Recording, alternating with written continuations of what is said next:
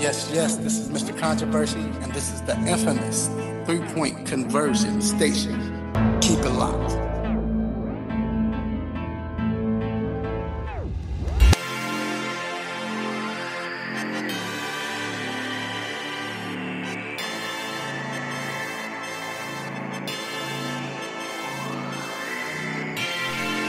Yes. We are back inside the three-point conversion sports lounge. And I am your host, Mr. Controversy. Did you miss me? Man. Can't wait. It's going to be a great show. Funny you hear me say that. There's no basketball, no golf, boxing. You know it's bad when I'm mentioning golf. No hockey. No NCAA. But I'm excited. Why? Because the NFL came through, man. Like always. So it's some bowling. It ain't no bowling. Nothing. I watched bowling the other day, bro. But man, it's this is good. When we're here, the 3-point conversion sports lounge is here to entertain you, keep you up to what's going on in the NFL, because that's all that's going on. But yes, still, man, we got the inside scoop. We got the fan position. We got all of it, y'all. We keeping it real. We telling the truth, shaming the devil. Anyway, you have entered inside the 3-point conversion sports lounge, and it's been a crazy week. I'm not gonna lie, I wasn't ready for it. You probably wasn't either. But man, of course I'm not doing this show by myself. I have my engineer, producer, the one that gives us grief, my man G. What up, G? Yo. And then I have my road dog, partner in crime, back in the building. I ain't say building, the building. My man D and Alexa. What up, man? Yo. How you feeling? What up, man? I'm good, man. Can't complain. How you feeling? I'm good, man. People asked me you had the Rona or whatever, and I was like, nah, he just stuff going on. He taking care of business. No. Yeah, we good. You know? We don't play that. I don't even get close enough to people. Right. You know what I'm saying? He was just handling business outside Chicago. But anyway. Right outside of Chicago. Some of the best cooking you ever had. So we have a great show for you. First of all, like I said, this show is dedicated to the NFL just because they held us down. They held us down the whole time. Probably wouldn't have had no show. We probably had no show. We'd have been sitting here talking. Talking about life problems and stuff. Right.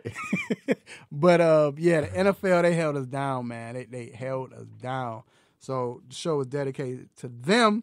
So, of course, we talking free agency. We got to talk about Brady and the NFC South now, because the NFC South is probably the best division on paper. Man.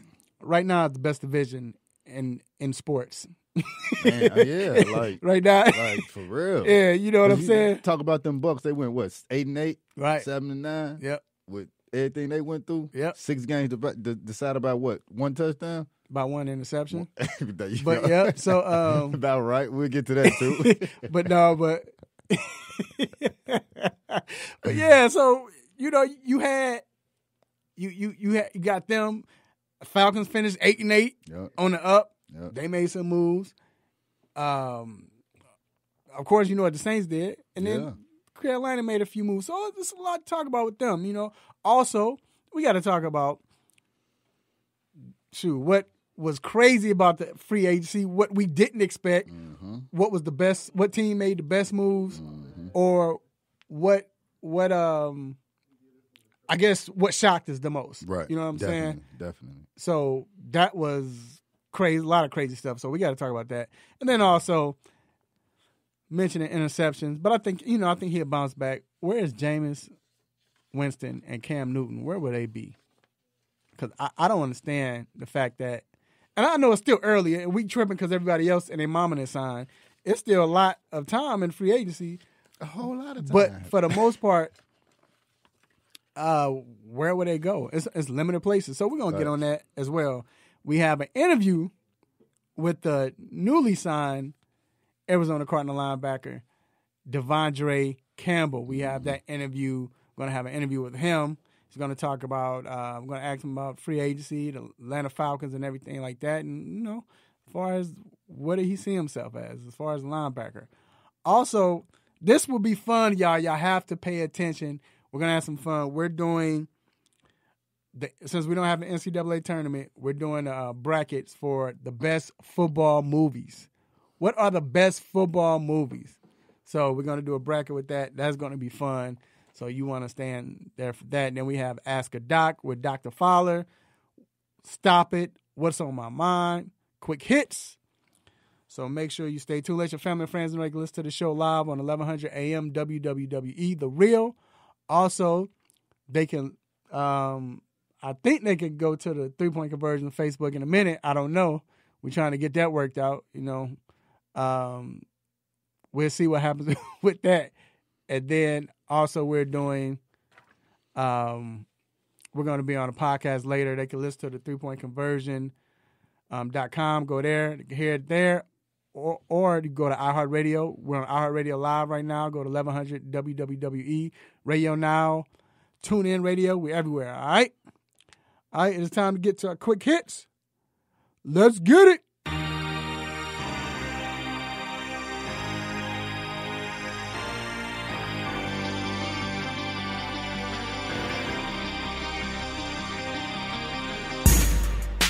Okay, first off, we got to talk about Georgia freshman guard Anthony Edwards. He will enter the NBA draft. He averaged 19.1 and 5.2 rebounds while being named second team All-SEC and SEC Freshman of the Year. D, I got to ask you, everybody wanted him to come home and stay with the Atlanta Hawks. First of all, you look at that as a freshman, that's pretty good. Freshman of the year for SEC. Yeah, that's good. And he put up some numbers, not just the 19 points, but he had some big games. I don't see him with the Hawks though. I think they well rounded around the the guard. You know what I'm saying? You say you let Cam start at 2 now? I'm not even saying that because I actually like how Cam been since he's been coming off the bench. I'm not saying he has to always come off the bench, but he's kind of found his groove coming off the bench. You know what I mean? So, this season, we don't know what's happening with this season, but if the season was going to continue and play out, I would continue to let him come off the bench for the rest of this season. But I wouldn't draft him because I think they too well-rounded in that swing position. We know they sit at 1. Right. No, I feel you. I can agree with that. Moving on. All right, OBI Toppin, Dayton, Luca Garza, from Iowa, Marcus Howard from Marquette, Miles Powell from Seton Hall, Peyton Pritchard from Oregon were all named first-team All-American by the AP. Toppin was the only unanimous selection, and it is the first team AP All-American in Dayton's history, which is dope. Congrats to those, man. Shoot.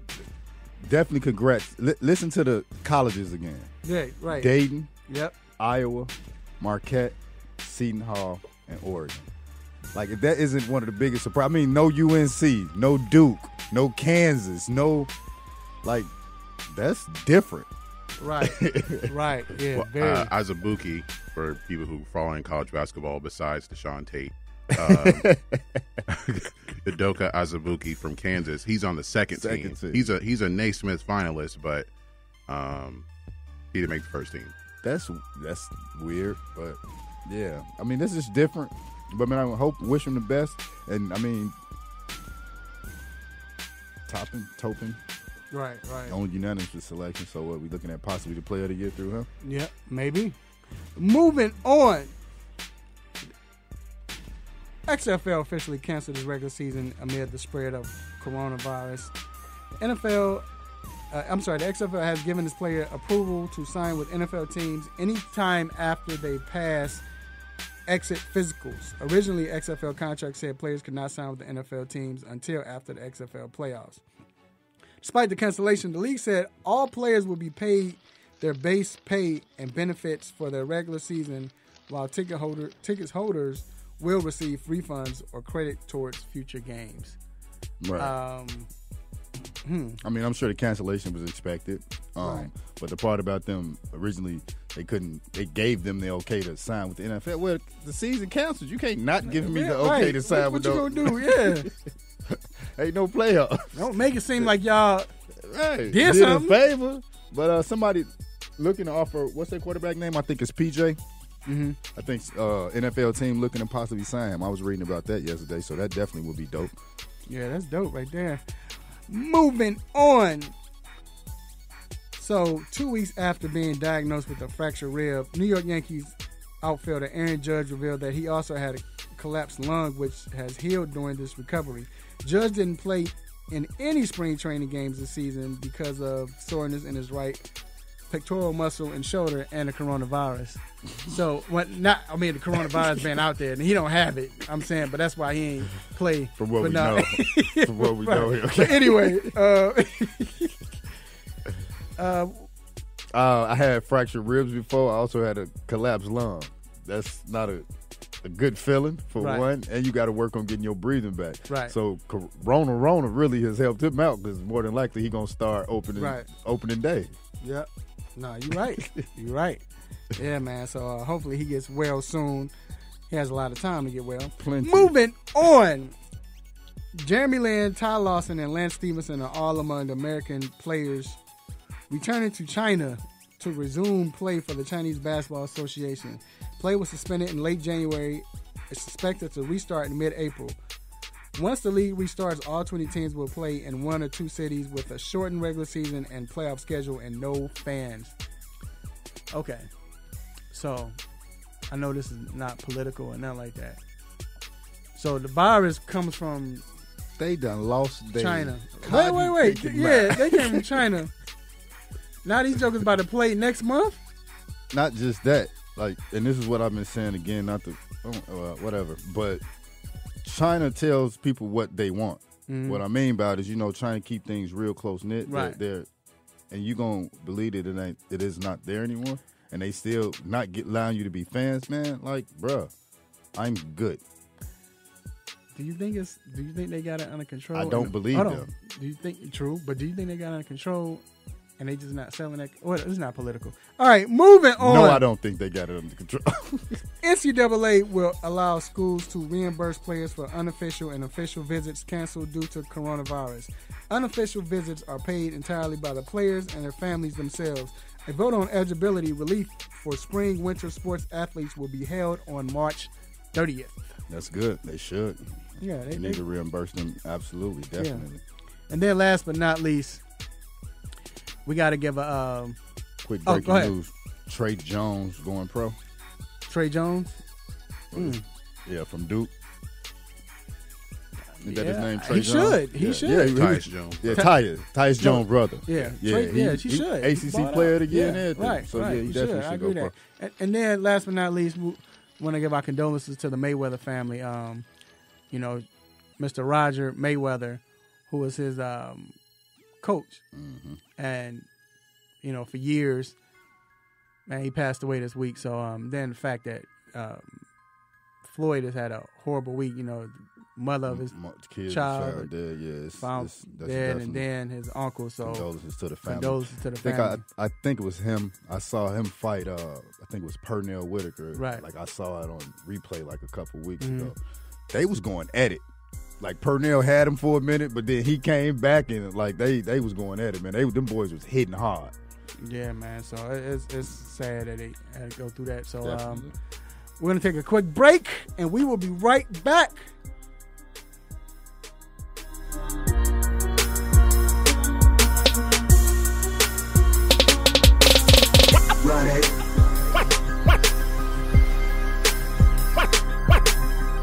Kids follow your lead.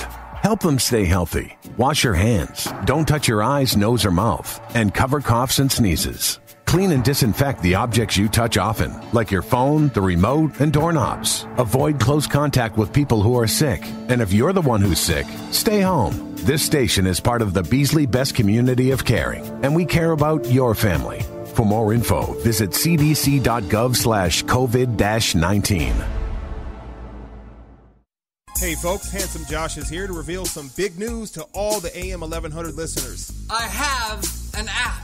That's right, you can now check out all your favorite programs right here on The Real with The Real 1100 app. Whether it's sports, entertainment, or lifestyle, The Real 1100 definitely has you covered. So why don't you just tell me how much it's going to cost me? And here's the best part. It's available in your Google Play or Apple App Store, and it's free to download. Actually, you can count me in on this one. So download the Real 1100 app today and stay in tune with The Real.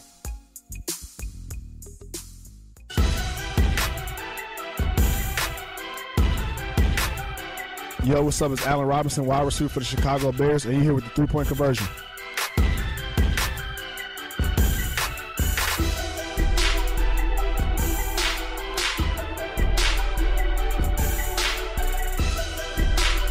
Get ready. From the oven to your ears, it's now time for the Hot Topic. Yes, we are back inside the three-point conversion sports lounge. It's your man, Mr. Controversy, here with my road dog, the intellectual. What up? First of all, I want to say shout out to my guy, Dwayne Chambers, a.k.a. Simha the Barber. Shout out to them guys at the three-point conversion. Yeah, the three-point conversion barbershop. No, but Cindy Cuts Barbershop. My guys right there. And you can follow Dwayne Chambers on Instagram at Simha the Barber. That's SimhatheBear. You know, I always got to shout out my guy, Holyfield. What up, Holyfield? All right, so this hot topic is going to be hot. But first, I want to introduce our guest, my man, Mr. Rick. First of all, check out this show every Friday night on 1100 AM WWWE. It's at 9 o'clock. Talking random-ish. Am I saying it correctly? Yes, sir. Talking random-ish. With your boys, King and Sang. So, Rick, what up, man? Hey, now what's good with y'all? How y'all doing this morning? We good, and we got to bring Rick on because, like I said, this we got to stick together. I know I thought about it because there's too many mugs in this plate. No, I'm just playing. I know we are good. We ain't worried about that Rona right now. Hey. I want to show the shirt. I'm sorry. I want to show the shirt. They can see it on the whatchamacallit. No, they probably can't see it. Oh, yeah, they probably can't. I want to show the shirt. Yeah, that shirt is hot. Classic. That's nice right there. Yeah, right. Got to do something for sports. Right. Got to do something. It ain't much. Nah. Okay, so this hot topic, we have to talk about free agency was crazy, but the NFC South made a splash. It was, I guess it held the free agency down because, first of all, the big news was, or what everybody was anticipating was, where was Brady going to go? Was it going to be Chargers? Mm-hmm. Maybe any, I don't know, Buccaneers, and he chose the Buccaneers. So, which is crazy. Remember, I said that a long time ago when we first talked about it. I said it. It's crazy. So now the fact that he did sign with the Buccaneers, this made NFC South wide open. But a lot of other things happened. But first, we're going to just talk about this Brady situation. And I'm going to start with you, D. So with Brady signing with the Buccaneers, does this make them an instant contender? Instantly. Instantly. I mean, they like we talked about a little bit earlier, 7-9, or I think they were 7-9, 8-8, whatever it was, one game. But 6 of those games, I believe, was one touchdown game, last minute games. Like we said, one interception games. Their previous quarterback, which we'll get to, threw 33 and 30 interceptions. First player to ever throw 30 and 30. So imagine cutting down on, we don't even got to say half. We can say 10 of those interceptions, what that's going to do for their record. Right. They got a good defense. They got their wides out are ridiculous. Got a good tight end. Running back, we could have went better. Probably still has the opportunity to go better. No telling what they're going to do. Good defensive line. Man, I think it instantly makes them a contender. You playing with the greatest quarterback ever, in my opinion. Going to make the right throws. You probably don't have the same arm strength that he's used to have, but he's also smart as I don't know what. So he's going to definitely make them better. And Bruce Arians. Rick, he mentioned Armstrong. I don't think it's Armstrong left. I don't know, but that's me, and I feel what he's saying because a lot of people saying that also. With what he showed last year with Brady, do you think that was more of the team that they had, more so than just Brady declining? Both. And I'm going to tell you why I say both. Previous years, he's only had, one dynamic receiver that we know of, Moss. Mm-hmm. But he's also had Gronkowski was his, he had the time Gronkowski was in the league, he had Gronkowski. Right. But he also had the guy that's went on trial for murder. Right. And so he had but Brady at that time in his youth was able to make up for a lot of the lack of because he was the smartest player on the field. Mm-hmm. On paper, does this make them a contender? Yes. Hell yes. In all actuality, I'm not sure because I seen a decline in Brady last year. Brady looked 42 last year. Brady was tiptoeing a lot more last year. Now, he's always been a tiptoer once you start to hit him, but now he's tiptoeing before the hit gets there a little bit to me last year. So, and Tampa Bay has had some offensive line problems. Mm-hmm. That ain't had nothing to do with the 30 for 30. Some had something to do with the 30 for 30, but they've had some offensive line problems, and they don't have a running game, a complete running game to give him everything that you would want for him at his age. Mm-hmm. That the outside weapons, oh my God, because if he can get it up, he got boys that can go get it. Mm-hmm. So on paper, yes. I'm going to say yes right now. And we know he's going to take the ultimate care of his body. He's going to come in ready. He's going to learn the offense. And Bruce Arian. And got something to prove.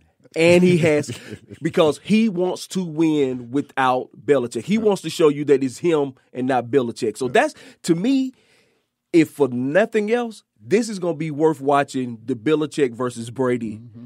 Who can do it best without the other? See, now, I agree. He was tiptoeing a lot, but I really think that it was because of he had no weapons.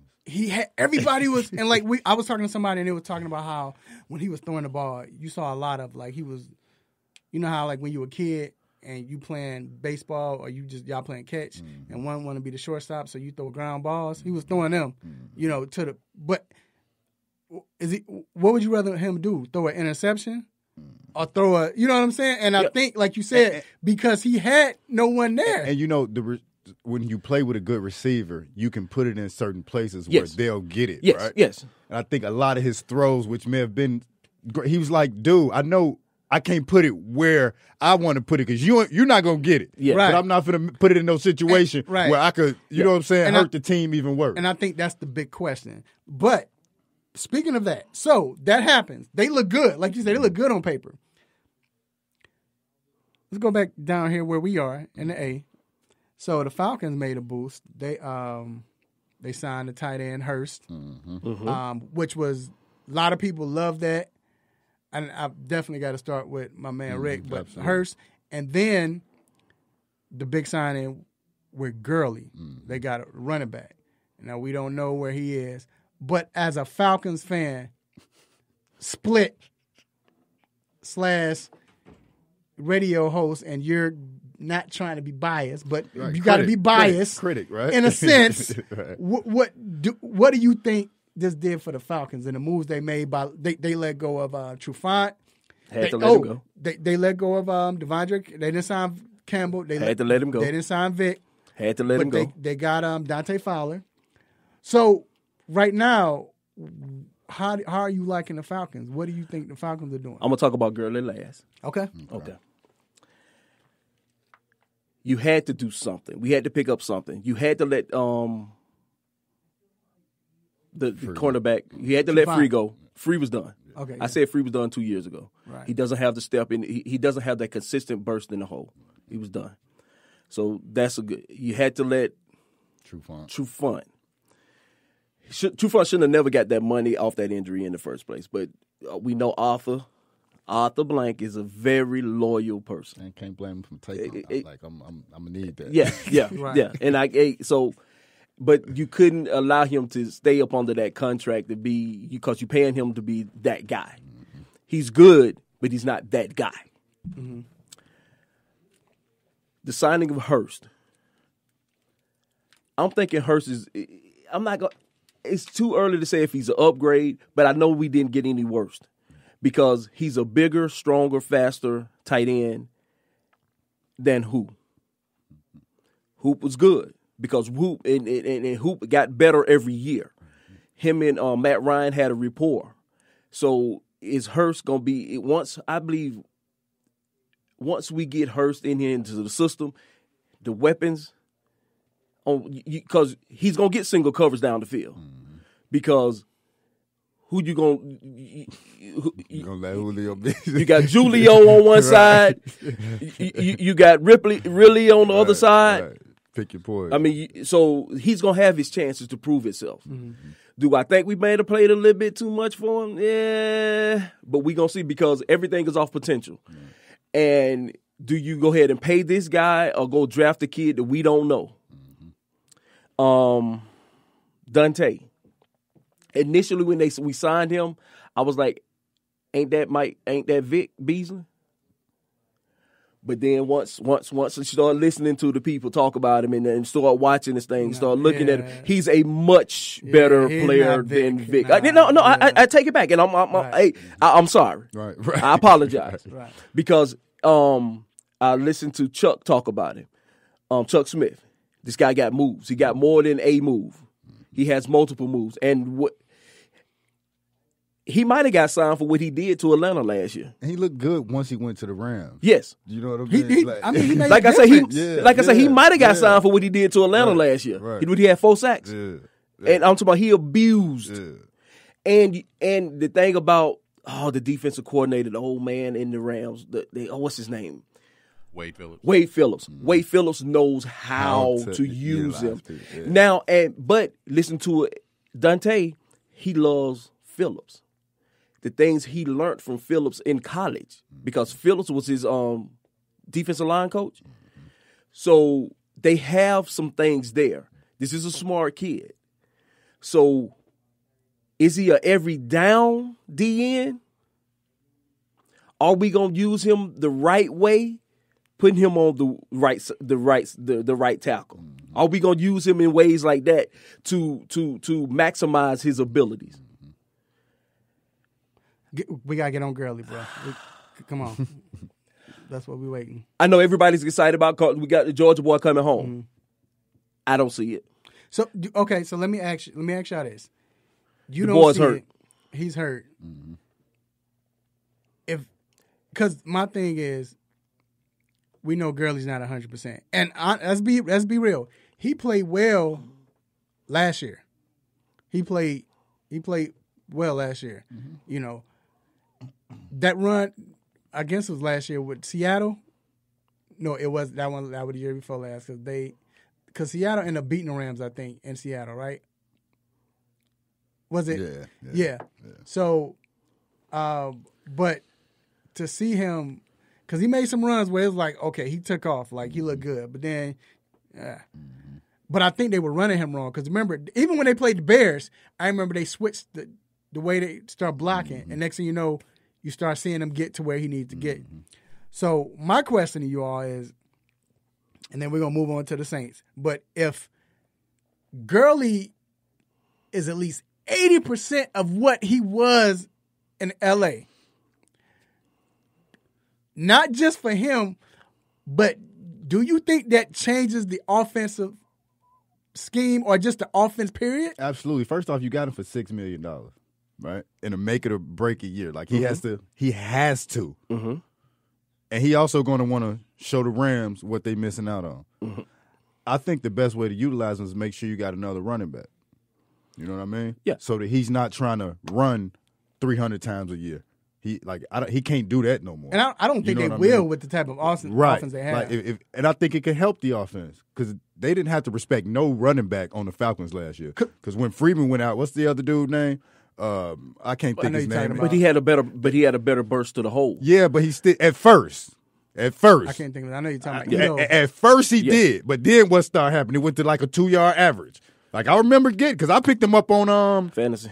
Yeah, at first he had it. You should have called me. Can I get it? You should have called me. Hold on, wait. Can you do it real quick? What, to stop it? Yes. I didn't have no running backs. Y'all picked every running back. No, you know the rule. When we talk football, fantasy has nothing to do with real life. But I'm saying I used it to the point that because I paid attention to him, I had to watch his. I had to watch what his average started being. His average quickly diminished. Like you know what I mean? But here it is though, and like I said, I promise we're gonna move to the Saints because I know we short for time. Here it is. The thing is, with him now, let's say if they start blocking, because the key is the line. Can we stop right there? That's the key. Offensive line. The right side of our offensive line is doo-doo at best. Right. We still don't have a right guard who's going to get pushed in the back. Alex Mack, for what he has done for us, salute. He's old. Mm-hmm. But do you? We still don't know about this left side. But do you change this? So now, because you have this type of running back, do you watch film and try to change the scheme? Because it was scheme blocking. It wasn't as Dirk Cutter. If you're gonna change the scheme, thank you. He came from a zone blocking scheme. Yeah. We have a zone power blocking. Right. Somebody please block somebody scheme. So. Was he quick question. Was he 80% when he had the 4 carries in the playoffs? Was he 80% then? You talking about Todd Gurley in the playoffs? Was he 80% then? You talking about year before last? Yes, the year before last. I don't think. But that was year before last. In the Super Bowl, was he 80%? Championship, was he 80%? He had 4 carries. Yeah. That's what he got. In the Super Bowl, he had 10 carries. He had 10 carries. Was he 80% then? I don't think he was. He wasn't 8. Was he? 80%? But you also got to remember who was running real good. What's the? But they didn't even run him the playoff. Yeah, I know you're talking about. Yeah, he was. Yeah. But my question he has an arthritic knee. And it's the same one that he had an ACL to. The same one. No. I get why he's here. You see these colors right here? No, I'm not. The red and black. It's gonna sell tickets. But you saying year before last? I get that. That's when he had 800 yards last year. And limited carries, right? Because what they try to do is though limited carries. Who else they try to put him on the Who else you go get though? Huh? Let me ask you that. Who else you go get? Our offensive line. Right. I don't care who you put back there.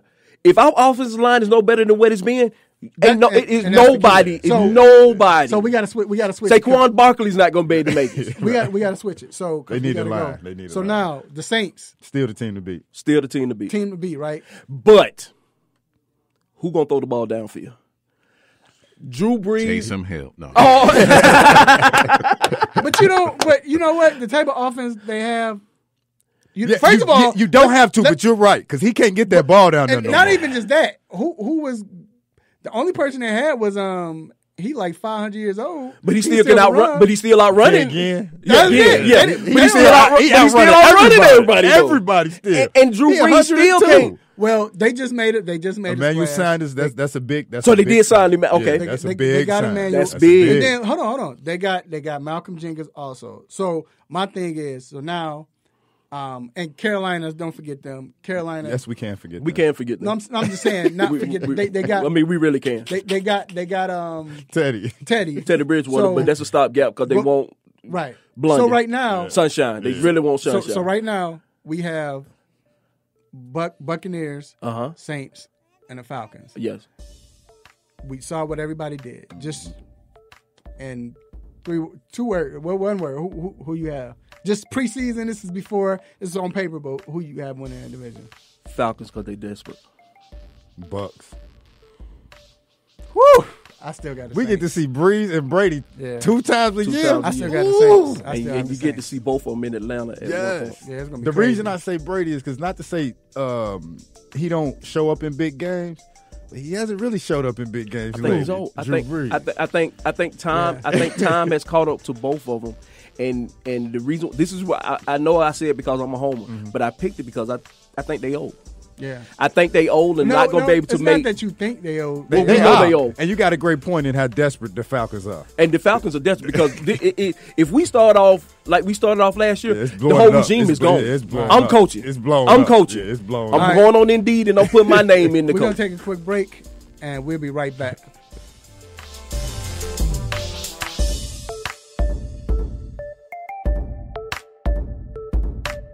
If you love it, your favorite music, news, talk, sports, and you want to hear it, it's in the palm of your hand. Text IHR to 45495 to download the app or listen at iHeartRadio.com. Standard text and data rates apply. Hey, this is Jeff Garcia, former quarterback of the San Francisco 49ers, and you're listening to my guys on the three-point conversion.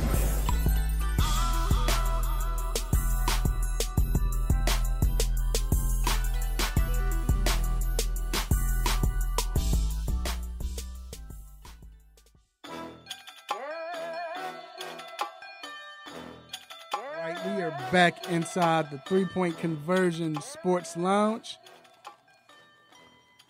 And let's see. We checked off NFC South, right? Mm-hmm. Okay. So let's talk about just the NFC in itself. Mm-hmm.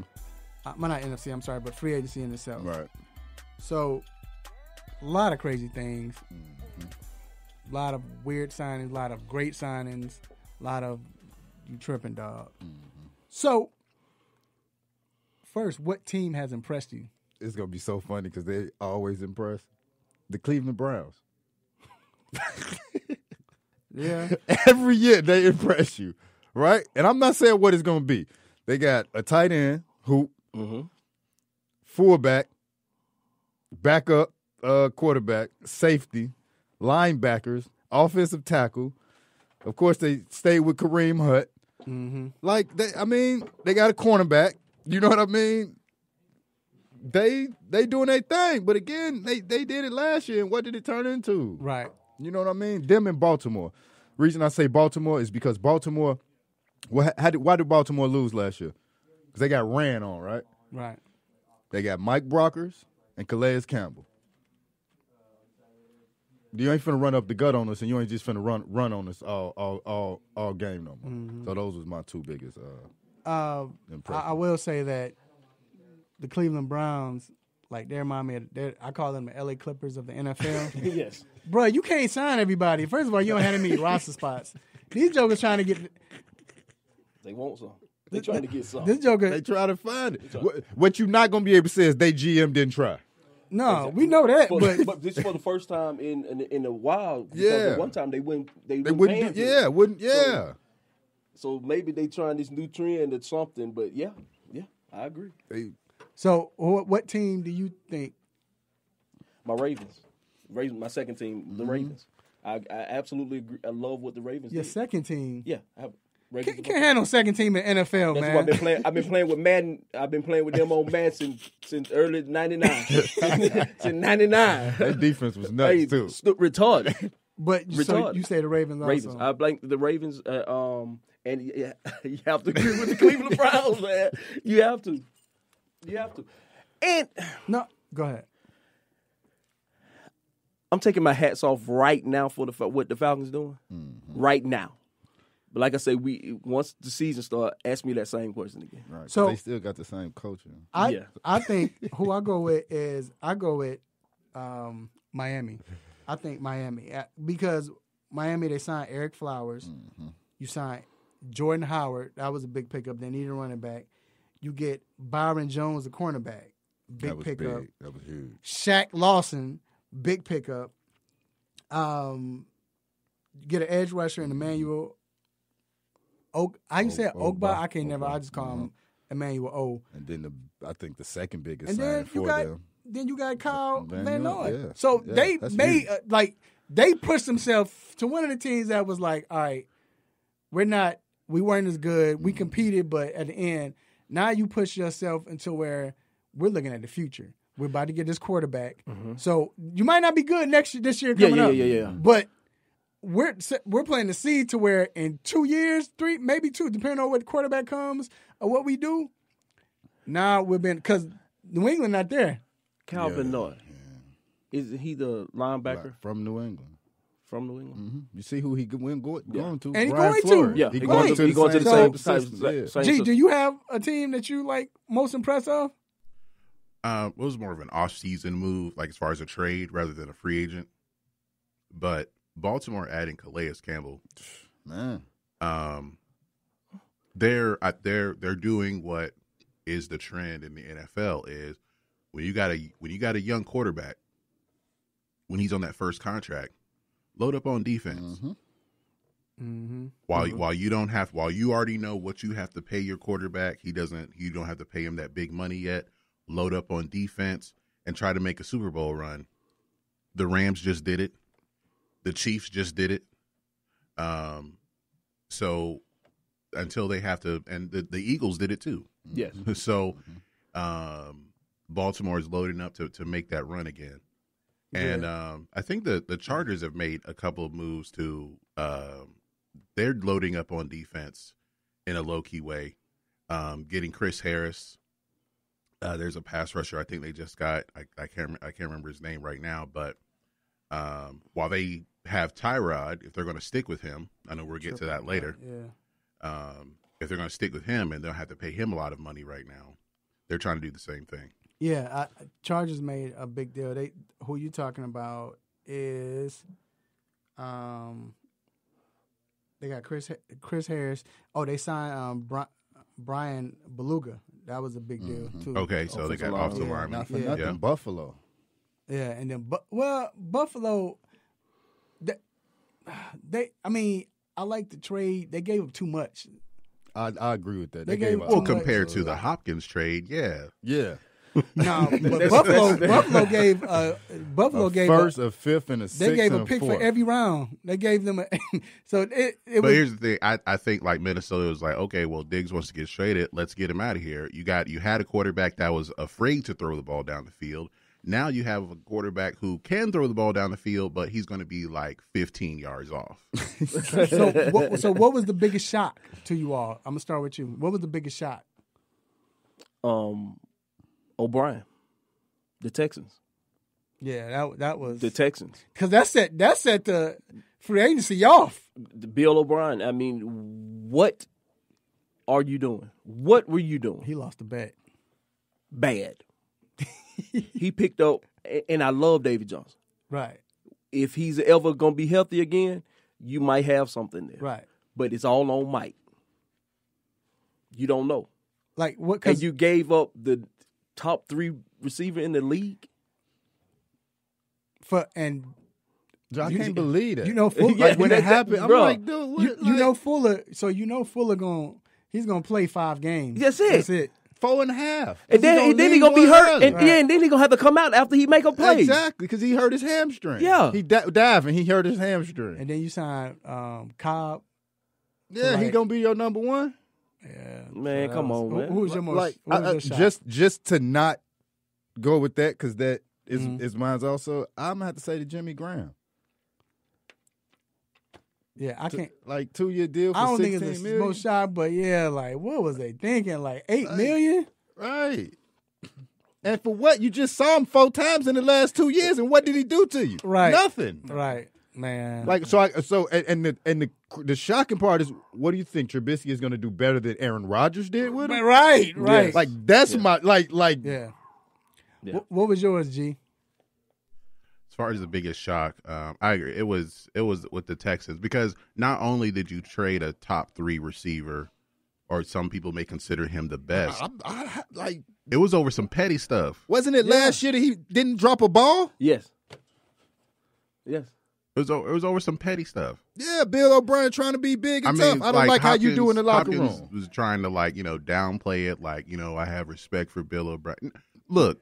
When the GM and the coach are the same person, man, we know what it's about. And they that guy, and they Bill O'Brien. Yeah. We know Not what just it's because about. of the same person, right. they Bill O'Brien. We know what this about. My most shocking, because y'all, I mean, of course that was the most shocking, but you win the trophy for that. No, but my most shocking was shocking to me.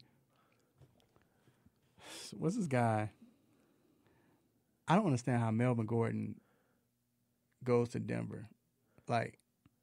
I didn't get that. Like, that was the least, probably the last team when Denver has 2 running backs already.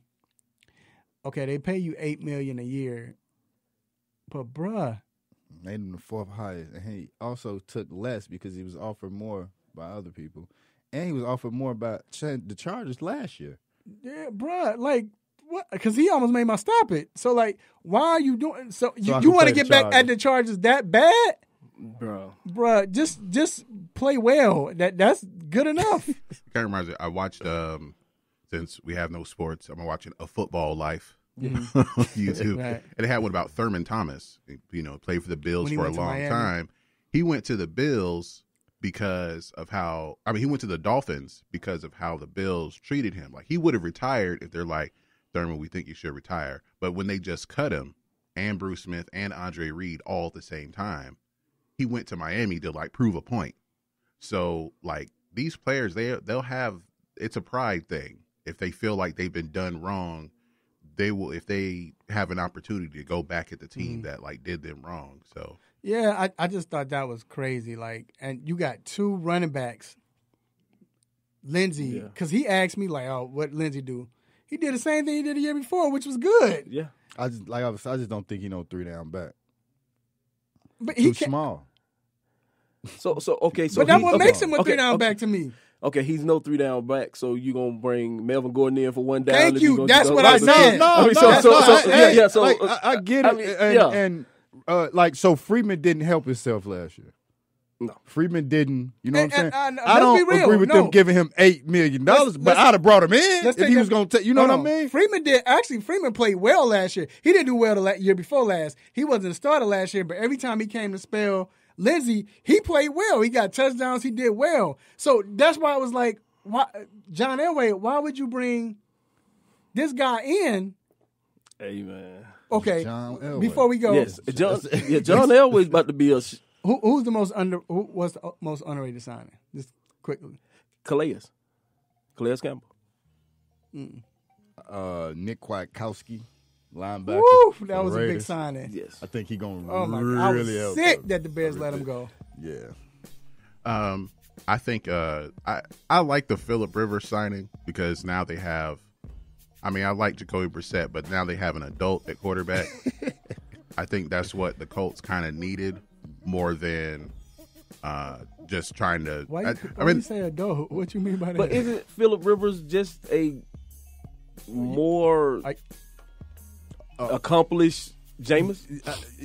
Right. Yeah. Exactly. And are you calling him an adult because he got 5,000 kids? Got 12 kids? And he's 52. Yeah. And he's 52. Yeah, he is. He's 52 years old. My most underrated signing, believe it or not, Vic Beasley. I think what Vrabel does with him. Because I think Vrabel's going to use him the right way, and I think Vic is going to go crazy. But is Vic gonna work? He don't put the work in. Well, Vrabel is old school, and Vrabel's that type of coach that could get. He came from Belichick. Belichick made everybody work. People that didn't have nothing, what do you do? Squeeze all the juice out of them. I think it's going to happen. To piggyback on Greg a little bit, I like the Phillip too, just because it can help Jacoby Brissett even going forward. And that's probably what it is, too. You know what I mean? But get ready to get me to stop it. Fantasy numbers for Phillip Rivers, that's the only thing he good for is fantasy numbers. I'll take the stop. I'll take the stop it on that. Stop it. All right, we're going to take a quick break. We'll be right back. I had him too.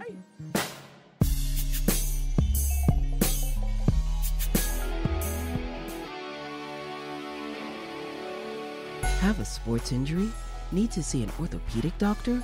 Ortho Atlanta is one of Metro Atlanta's largest orthopedic and sports medicine practices, providing orthopedic and sports medicine care for the whole family. With 37 physicians and 14 offices, the practice provides the highest level of care for injury of muscles, joints, bones, and spine. Ortho Atlanta offers convenient access to a full range of musculoskeletal surgeons and specialists. Ortho Atlanta also offers on-site physical therapy, pain management care, MRI imaging, and workers' compensation care. The Ortho Atlanta surgery centers in Austell and Fayetteville provide cost-effective, same-day surgical procedures in an accredited outpatient center. Hip, knee, shoulder, back pain? Ortho Atlanta has you covered with specialists in all areas.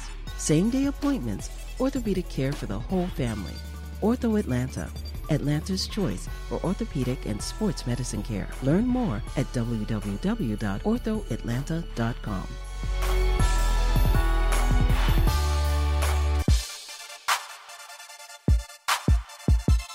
Hey, I'm Stephon Gilmore for the New England Patriots. You listen to the 3-Point Conversion. 3-Point Conversion. 3-Point Conversion.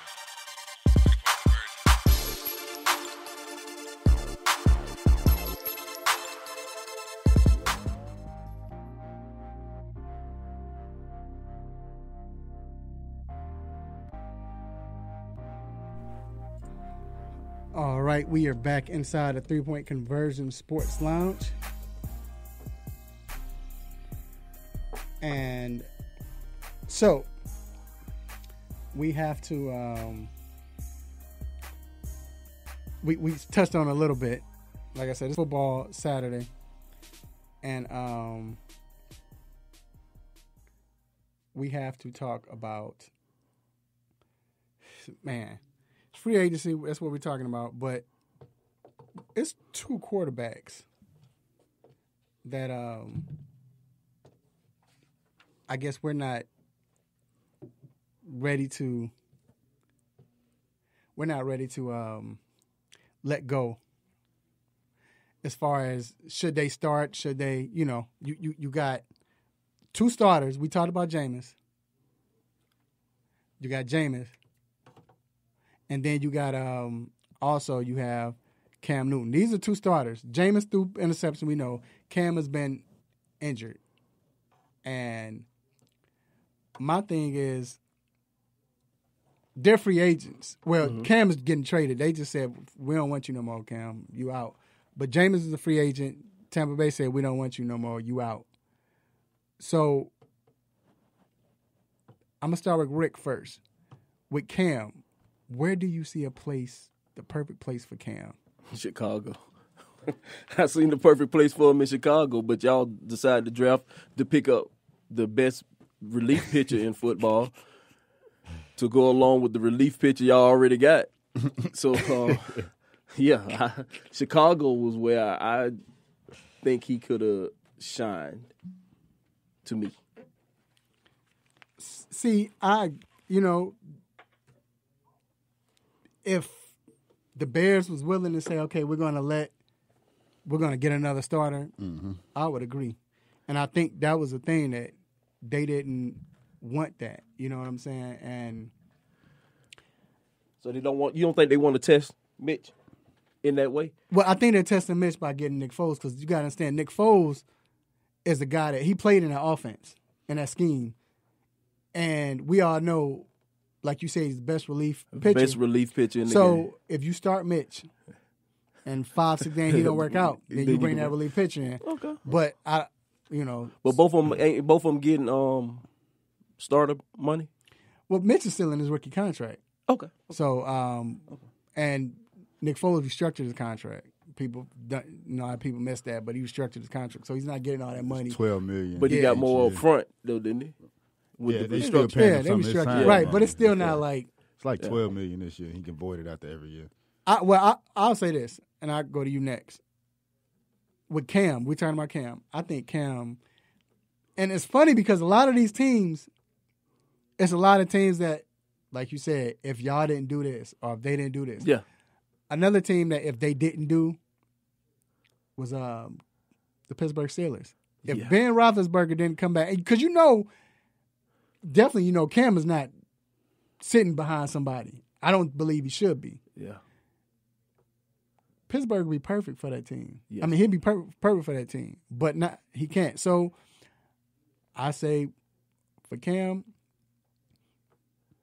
I say why not go to New England? Well, I won't say New England because you don't want to replace a legend. Cam is you can't. For Cam to be who he is, you don't replace a legend. So that's why I say it's either Pittsburgh. I don't want to say Miami because I think Jameis should go to Miami. So I with Cam, we talked about it, the Bears. I had already said that. And even with Foles there, I still don't care. All three of y'all get out there and figure it out. The reason I said is because I want to win. So who you going to trade for Cam, though? That can't work because you got to trade for him. You ain't going to have to trade for him because he's about to get released. Yeah, that is true. They're going to make him released. Right. And then he'll sign a contract for whatever for a 1 year prove it deal. Right. Other than that, I actually would say Miami. And the reason I would say that is because let Tua sit behind him for a year. Yes. He can do a 1 year deal, reprove himself, be back on the market next year, and do whatever he needs to do. And then go to Pittsburgh. But you say reprove. Because Ben only got maybe Ben is maybe done. a year. Ben is done. Yeah, Ben is done, I think that. Let's tell the truth about Ben. I think that he's elbow. about done. Was big. But look, you say Miami. Only reason why I don't want him to go to Miami is because Cam is not your type of. Well, he can make things happen with his arm, and he's played with nobody, but they don't have anyone. I don't want to put him in no losing situation like that. You know what I mean? And because you don't want to, because Cam ain't that most accurate. Come on, let's and tell then the if truth. you put him into another losing situation, then people gonna question if he can even play anymore and all that. You know what I mean? So then all his dirt started to come out. Then South Beach, they got a lot of strippers. His weakness. So what you think about? So what you think about Jameis then? So where should Jameis go? Send him to Los Angeles. Because honestly, that's where you know what I just thought about that. That's where I think Cam should go. Send him to the Chargers. Because if Cam goes to the Chargers, you got wide receivers in place. You got wide receivers that because we all know Cam could throw. I guess for both of them, but Cam. I think Jameis is more accurate than Cam. Is he? What day? He is. He just throws interceptions. But when he's he just straight throw it to him. He throw it to the other man accurately. Yeah, he do that well because it'd be very accurate. But I'm saying though, but for real, Cam is not an accurate. Maybe it was the laser. Didn't he get laser? Yeah, he got laser. But look, Cam is not. Hold on, Cam is not an accurate. He's not accurate. I agree with you. He's not accurate as Jameis. Jameis don't throw interceptions because he's not accurate. Jameis throws interceptions because he makes a dumb decision. Okay, let me ask you something. Weather. Does weather play in the thing? Do like Cam, older, foot injury. So go to Los Angeles. No, that's what I'm saying. That's what I'm saying. It makes the weather. sense. Does the weather? Could that because Miami or LA would be great for him because he ain't got to deal with the cold and some days. I just wonder, would that help him? But that makes sense though. But is that ain't that quarterback coach? I can't think of the name. The brother, and he on the West Coast too. Who? What's his name? The dude, he done helped everybody with the brooms. He always had the brooms in George something. I know you're talking about now. He worked with Manziel. Yeah, right. You have to bring up the Manziel right. I know you're talking about. That didn't help his call. George Whitfield. That the Cam thing did not help his stop. But Rick, but if you say Rick, you say Cam goes to Los Angeles. I think that'll work out perfect because you got the receivers, and he's more mature. But that team is. But hold on, but that team is ready to win. Yes, they are. I mean, with the team and stuff. When I said yes. Right. But he's mature. He's been in the league for what 9 years now, 10 years, and I think he's ready. He got something to prove too. Yes, this thing that they did to him in I don't like the Carolina. I don't like it. He's a little upset about it. I really don't like it. Yeah. So now because. Bridgewater ain't better than him. No. But I think, but you got to understand, it's not that. They trying to lose. No, not even. I think so. I think they're trying to get sunshine. But it's not even that. But no, that's not that because they want to sign Bridgewater for that. You got to remember, that's not the same general manager or the same. They want their quarterback. They want their guy. So when Rivera left, you knew he was gone. Which brings me to my next scene for Cam. You think DC? Rivera trying to get everybody in Carolina to come to them. So I see that. But with Jameis, I would rather see him go to New England just because Jameis doesn't have that structure. Not even that. He needs structure, but you look at his body of work.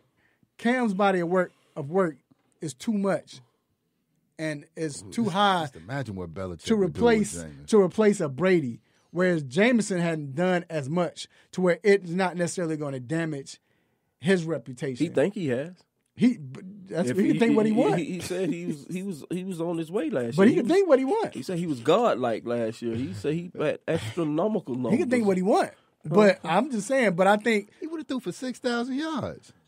With what? If he hadn't threw 30? Yeah, if he had just threw 20. Because he would do 6 pick sixes, and if you add up the yards on that, you might be right. So do you have a place for Jameis?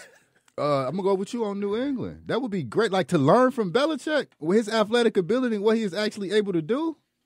Dude, he can turn into not, he can turn into a good.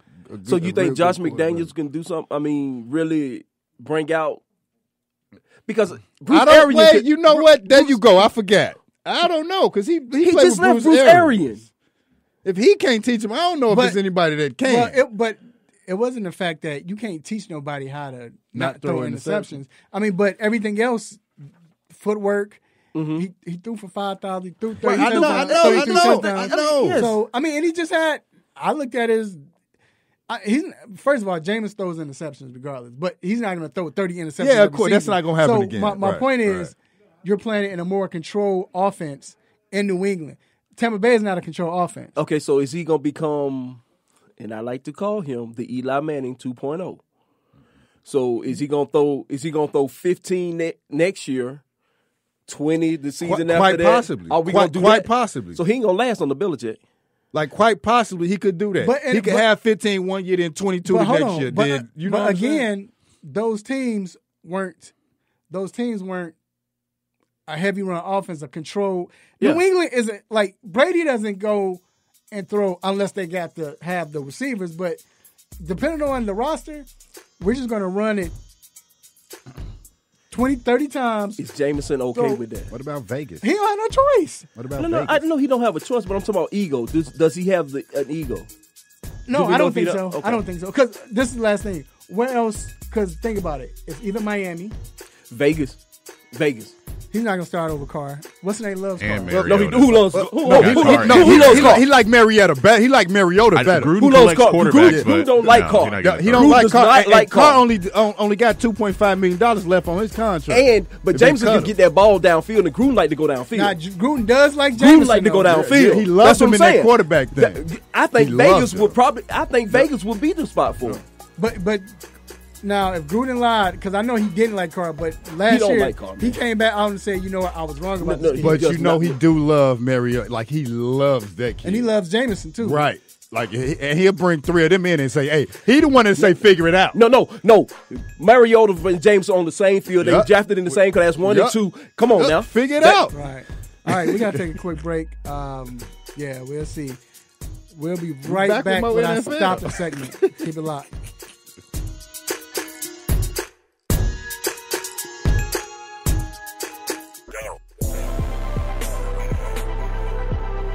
This Sheldon Richardson, defensive tackle for the Cleveland Browns. Here to shout out 3-point conversion, man. Radio show. Hot.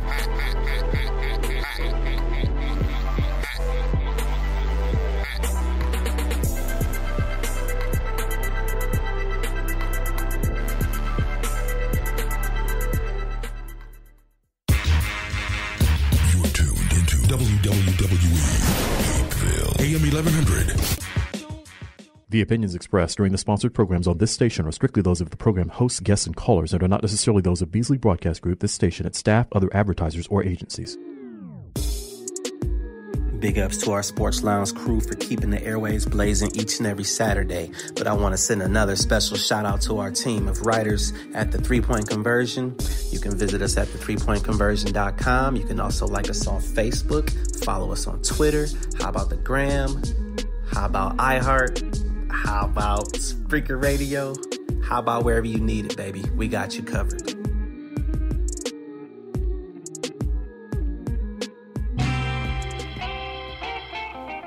No mercy. Don't let up on him. Go hard on him, Mr. Controversy.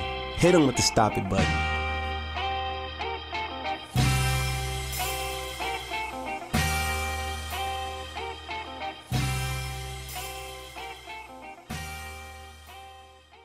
All right, we are back inside the 3-Point Conversion Sports Lounge.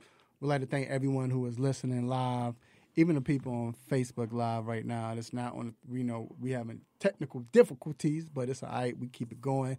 Shoot, I mean, we out here with the Rona going around. We still out here doing our thing. So, and we're healthy too. So, but thank everybody who's listening live and, who support us, and we ask you to continue to support us, not only the 3-Point Conversion Sports Lounge, but the 3-Point Conversion in itself. So we appreciate you. And now it is time for the most infamous, the most famous Stop It segment. Let's get it. Stop it. Stop it. Stop it. Stop it. Stop it. Stop it. Stop it. Stop it. Yes. S-T-O-P, new word, I-T. Stop it! Stop it. Get some help.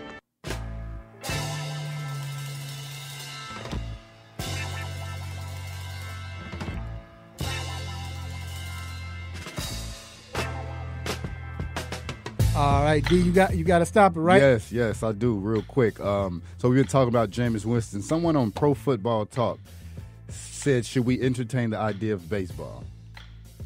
Like, it is way, way, way, way, way too early to be talking about baseball. He just threw for 5,000 yards and 30 touchdowns. Like, get him there. Stop it, man. Yeah, stop it. Man. That's how they are.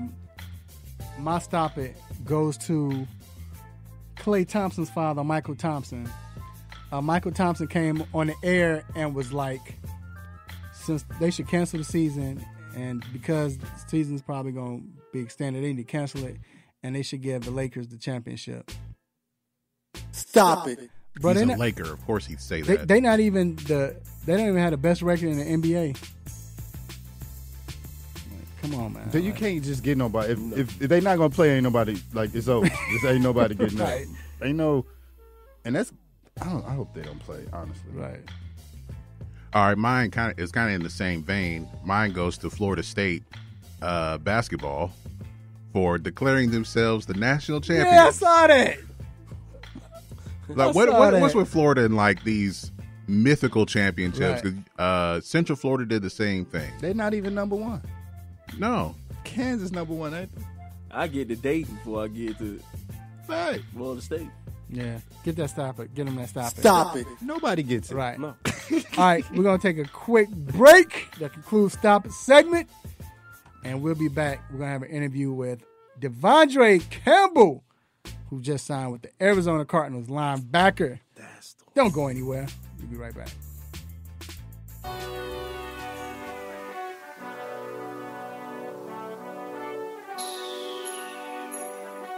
Let me break down to y'all what's so dope about the three-point conversion. First of all, everybody is a fan of the game first. Second of all, everybody is a student of the game second. And third of all, we're the average sports fan just like everybody else. We're not coming in here, walking with our nose tipped high, acting snooty, acting brand new. This is a grassroots organization. Bar none. The three-point conversion, where fans' opinions matter. Be sure to visit the website www.the3pointconversion.com. Get your fix, get your articles, multimedia, and everything else that you, as a sports fan, need. So again, the3pointconversion.com. It's where it's at, man, where fans' opinions matter.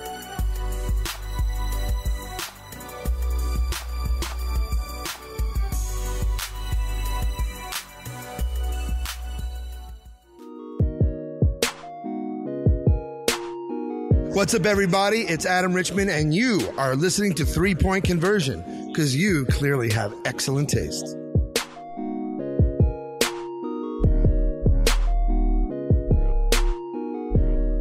We are back on Radio Row with the 3 Point Conversion Sports Lounge. Your man, Mr. Controversy, with my guy, D Intellectual. What up? We have another special guest. This is some home cooking, as they say.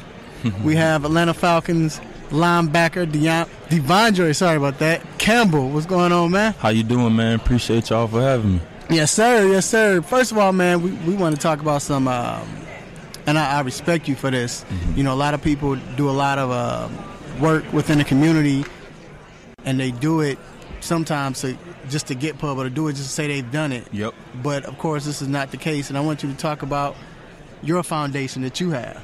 Yep. So I have a foundation that I recently started late last year. It's called the Devondre Campbell Family Foundation, and basically the purpose of it is just to help provide for underprivileged families. And my first event was a Christmas event that me and my fiance put together. Well, basically she did everything for the most part, setting it up and getting everything smooth sailing. And I invited an undisclosed number of foster families, and we treated them to dinner, and we had a bunch of of gifts for the kids, and after they ate dinner, I let the kids and the families pick out like 3 or 4 gifts apiece, and they were just able to get whatever they needed, man. And it was genuinely a really good experience to just be able to put a smile on everybody's face. Like I was telling y'all earlier, like I ain't never post no pictures or nothing about it, because that's not what I do it for. You know, like I come from that underprivileged background. Not saying I was poor, but I come from a family of 6, you know, so like I wasn't able to have the new Jordans all the time and none of that stuff, you know what I'm saying? Like you had to get in where you fit in. Like I wore Shaqs to school and stuff like that. You had to do what you had to do. So me being in the position that I'm in now, like I'm fortunate and I want to be able to impact any way I can. So that was just the purpose of me starting this foundation, and that was a first good event for me. I'm trying to do something probably for Easter again. So every holiday mainly. And stuff in between that. I know next year I was talking to my girl about how I'm trying to get a group of kids from school, like where I'm going to take, I haven't decided yet, but this is my general thought on it, where I'm going to take a group of kids, somewhere maybe between 10 and 20 boys. It can be girls too, but like I'm going to have something for them where, like, you know how in high school they go by quarters, right? With like grading systems. Yeah. So like I'm gonna have where if they reach a certain GPA or like grade level, you know what I'm saying? Like I'm gonna sponsor and bring all of them to like one of my football games throughout the season. But that's something that I'm working on, you know, just continuing to try to build on it. But like I say, I just started it last year, so it's still some moving pieces to it. Absolutely. Now, being a Florida boy and going to school up in Minnesota, what was that weather change like? It was different, man. Like, it was something I never experienced before, because, you know, like, I spent my whole life in the South, so I ain't never seen snow until I moved up into the Midwest, and it was different. Like, just the people in general was different. Like, everybody was so nice, if that make any sense, you know, because, like, being in the South, I wouldn't say everybody got an attitude, but it's just different. Like, people from the South are different. So, like, moving up north, like, I had this very standoffish mindset, you know, like, that's just how I was raised and that's just how I moved. And I still move like that to this day, but it was different. It was weird, man, because everybody, like, you walk down the sidewalk and everybody will be speaking to you, and, like, you kind of trying to decipher, like, is they being funny or is they actually being nice? So it was different, but I love it now. Like, I spend so much time in the Midwest, like, it's crazy. It's funny because we had the same, I don't know about, I'm pretty sure you did. I had the same experience. Yeah. Moving from Chicago to Atlanta, and the first thing I was thinking, why is everybody speaking? Yeah. You know, I remember we first got here, a car rolled past, and it was like 5 cars in a row just riding, waving. We had just got done packing. I looked at my father and said, Daddy, why they waving at us? My father was like, maybe they think they know us.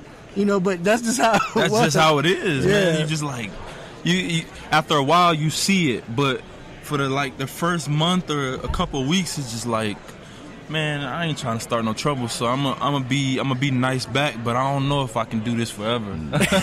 You know, it's just like, but it's cool, and it just shows you that not everybody's out there is an a-hole, man. So some people are actually genuine. Let me ask you this. Oh, go ahead. One of my old managers kind of did that. Like, he saw me out and I had a mean mug on my face. He was like, yo, like, you can chill now. That's how it was, right? That's how it is, like, still to this day. Like, my girl, like, her friends and stuff will be like, why your man look so mean? I'm like, that's just my natural facial expression. I'm in a great mood, but I don't know. It's just I don't know. Got to be ready. That's what it is. Yeah, that's probably what it is. I just always be prepared for the worst. Right. Now, the Falcons had, I guess, a disappointing season because, of course, you want to get to the playoffs. You can go ahead and say it, man.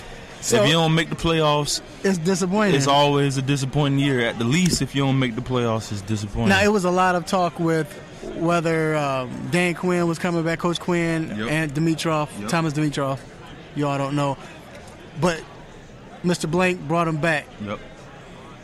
were you relieved or happy that he did come back? Because I know you all dealt with a lot of injuries on the defensive side. Once again, I respected it from a perspective of everybody just wanted to get rid of DQ when they don't even know what was really going on within our organization, man. It's a lot of stuff going on, man. Like, going back to the 2018 season, we lost a lot of star players, and I understand how everybody's always like, well, it's the NFL, it's next man up, but it's not like that. Yeah, it's next man up. Somebody got to play, but who's to say that the next man is going to be as good as the dude before him? Dudes are starters for a reason. You know what I'm saying? So, like, you expect that when something so urgent like this happens that you can just replace it overnight.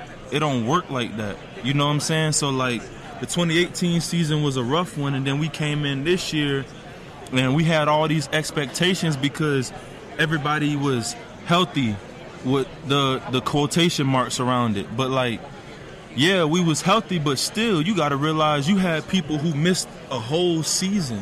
You know what I'm saying? Like, in professional sports, I don't care how good of a player you are. If you miss an extended period of time, when you come back, there's always going to be an adjustment period. And, like, I hate to say it, but, like, the first half of the season was, like, dang near we was starting over. Like, we had to get our footing back. And, like, a lot of people ain't going to say it, but I'm going to say it. You know, that's just the truth of it, that uncomfortable conversation. Like, we wasted the first half of our season. And was it our fault? Yeah. Like, it's everybody's fault. We had a sluggish start that I don't know why it happened, but it happened. You know what I'm saying? Like, that's just the reality of it. Like, I can't tell you why it happened, but it happened. And the only thing that we could do was fix it. And we did that. And I feel like that's the reason why they bought DQ and TD back, is for that simple fact. Like, when we went into the bye week, I think we was like 1-7 or something like that. And at that point, like, we had not many people know this, but we had a big defensive meeting. Like, me and a couple guys called everybody up, and it was like, listen, this is where we are right now. We got one or two choices. We either gonna bow up and make a change and finish this how we supposed to, or we gonna end up like some of the teams that we don't want to be like, that we got way more talented than. You know what I'm saying? Like, I'm not going to go into detail, but, like, we got one or two choices. And we either going to make the choice now or we going to get embarrassed. And collectively, we had a bunch of guys willing to come along, and we made the changes we need to make, and we started playing a lot better. But I just feel like it was a little too late at that point. You know, like, considering how competitive the NFC was this year, like, you had 10-win teams that were struggling to make the playoffs. You know what I'm saying? You had 11-5 teams that were wild card teams. You know what I'm saying? So, like, 1-7, we ain't have no chance to make the playoffs at that point. But the only thing we could do was just, it was a pride thing, man. Like, either you gonna get embarrassed and ran off the field, or you gonna bow up and make plays. And, you know, like, regardless of how the season went, I got so much respect for everybody within our organization this past year for being able to do what we did, because, like I said, you got one or two paths. And for us to choose the path we did and continue to strive for excellence in every way that we could, considering the situation we was in, it was immense, man, because not a lot of people would have did that. Right. Absolutely. Yeah. So you had preliminary contract talks. How's that going, and do you expect something to get done soon? For me, man, it's just a waiting game. I understand that free agency ain't even for another month and a half. So anything can happen. You know, my agent has been very transparent with the Falcons and everybody else throughout this whole process. And, you know, like, they always going to have they always going to have first dibs. You know what I'm saying? Because they gave me an opportunity that nobody else did. And when nobody else believed in me, they did. So for the simple fact of that, like, I told him, like, we gonna always be transparent and give them first opportunity, but I do understand the business side of it, and they did have an opportunity to keep me and get this whole situation done earlier, and they didn't do that. So at this point, I also got to do what's best for my family. But with that being said, I will say that I love the city of Atlanta, and I do want to be back. But in all reality, it's not up to me. Now, you were teammates with Tevin Coleman when he was in the Falcons. Yep. Got a chance to talk to him during media night. Yep. And he was saying he was excited, and the fact that he basically bet on himself, and now look where he is now. Yes. How happy are you He's for him? He's a prime example of that, man, because I saw all the work that he put in last year. You know what I'm saying? Like, when he probably deserved the early contract extension. Like, in all reality, man, Tevin Coleman is one of the better running backs in this league. And I had the opportunity to practice against him every day for 3 years, and I can tell you that he is one of the best running backs in this league when he gets the opportunity to run the ball. And when I saw him get that opportunity, man, I was happy for him, because I'm like, man, like, we had such a crowded backfield that, like, he never really got the opportunity that he deserved, and he's still not getting it over in San Fran because they got so many good running backs. You know what I'm saying? But, like, with the opportunity that he is getting, he's producing, and that's what I'm happy to see, because I saw him last year. Basically, he was a company man. You know what I'm saying? Yeah. Like, he had to sit back and just keep his mouth shut and work and play out a contract that he probably shouldn't have had to do. The same thing that I had to do this year. Like, yeah, I felt like I deserved the contract extension, but did I complain and cry about it? Nah. You know what I'm saying? Like, that's what men do. You handle your business the way you're supposed to, and you just let the rest play out. Absolutely. So that's why I was proud of him, man, because I'm so happy for him that he getting another opportunity in the Super Bowl. He deserve it, man. Like, he deserve it. Now, with the tragic passing of Kobe Bryant, yeah, man. You know, we saw him grow up. Did Kobe mean a lot to you? I'm not even gonna lie. I'm a D Wade fan, but from a athlete and a sports perspective, man, everybody know what's up with Kobe, man. Like, I grew up watching him, and in my era is Tim Duncan, it's Kobe, it's the KGs, the LeBrons, the D Wades, the Dirks. You know what I'm saying? Like, I ain't watch MJ growing up. No disrespect to him, but Kobe was my MJ. Like I said, I'm a D Wade fan, but to me, Kobe was the closest thing to that. You know what I'm saying? So, like, that's all I watched growing up, and like, when for me to see, like, how it happened, it was tragic because I'm a father.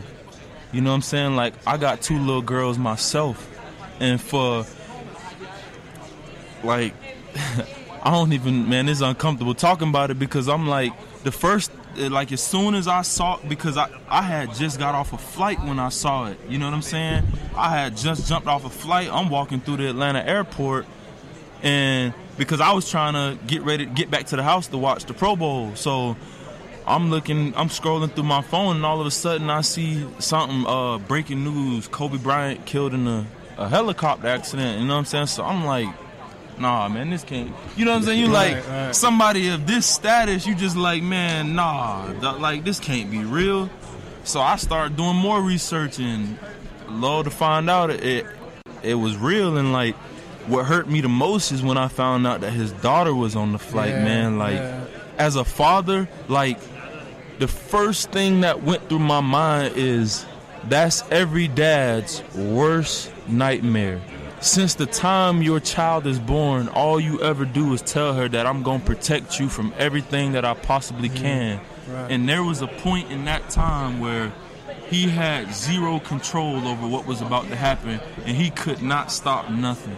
Right. And, like, all I want to know was what was going through his mind in that last moment when he knew that he couldn't protect his daughter from what was about to happen. That crushed me, because, like, I don't even know what I would do. Like, how do you comfort your daughter in a situation where you know that y'all both about to die and there's nothing you can do about it? Now, before we let you go, you did mention that you were watching the Pro Bowl. Mm-hmm.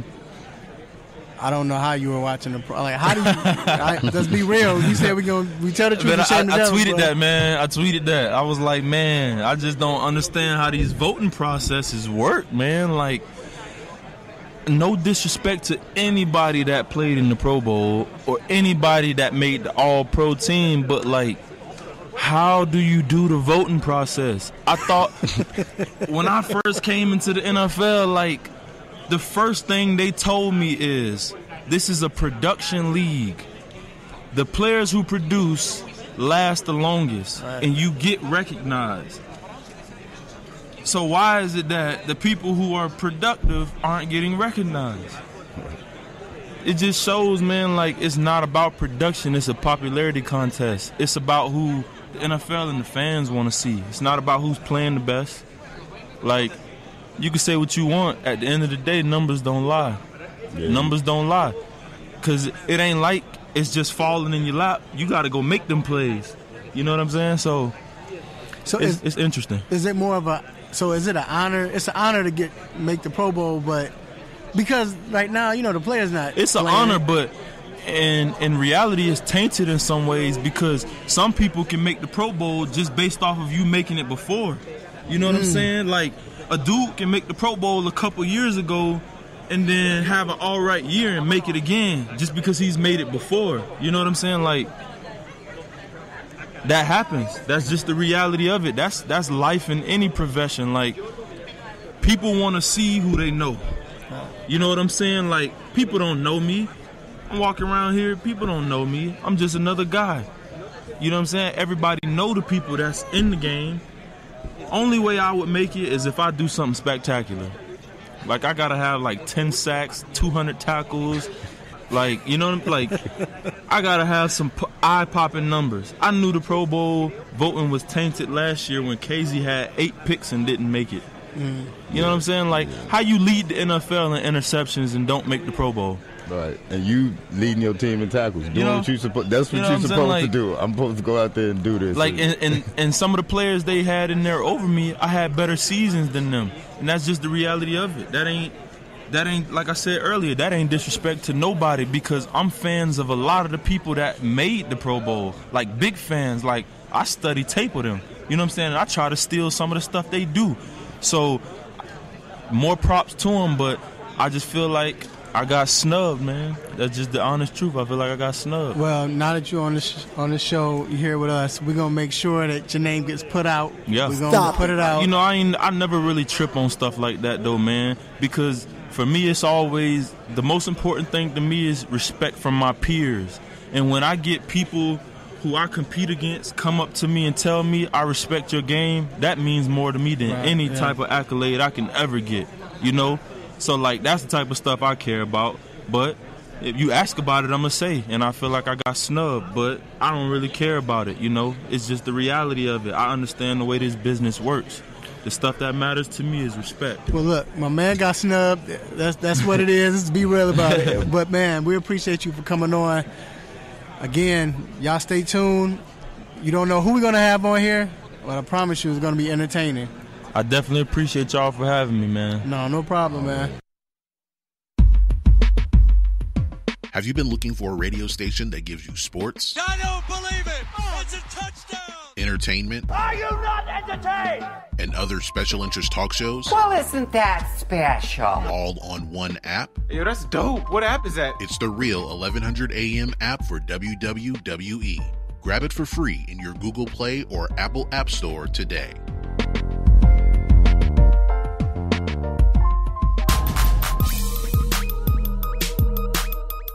This is Peanut Tillman, and you're listening to the 3-Point Conversion.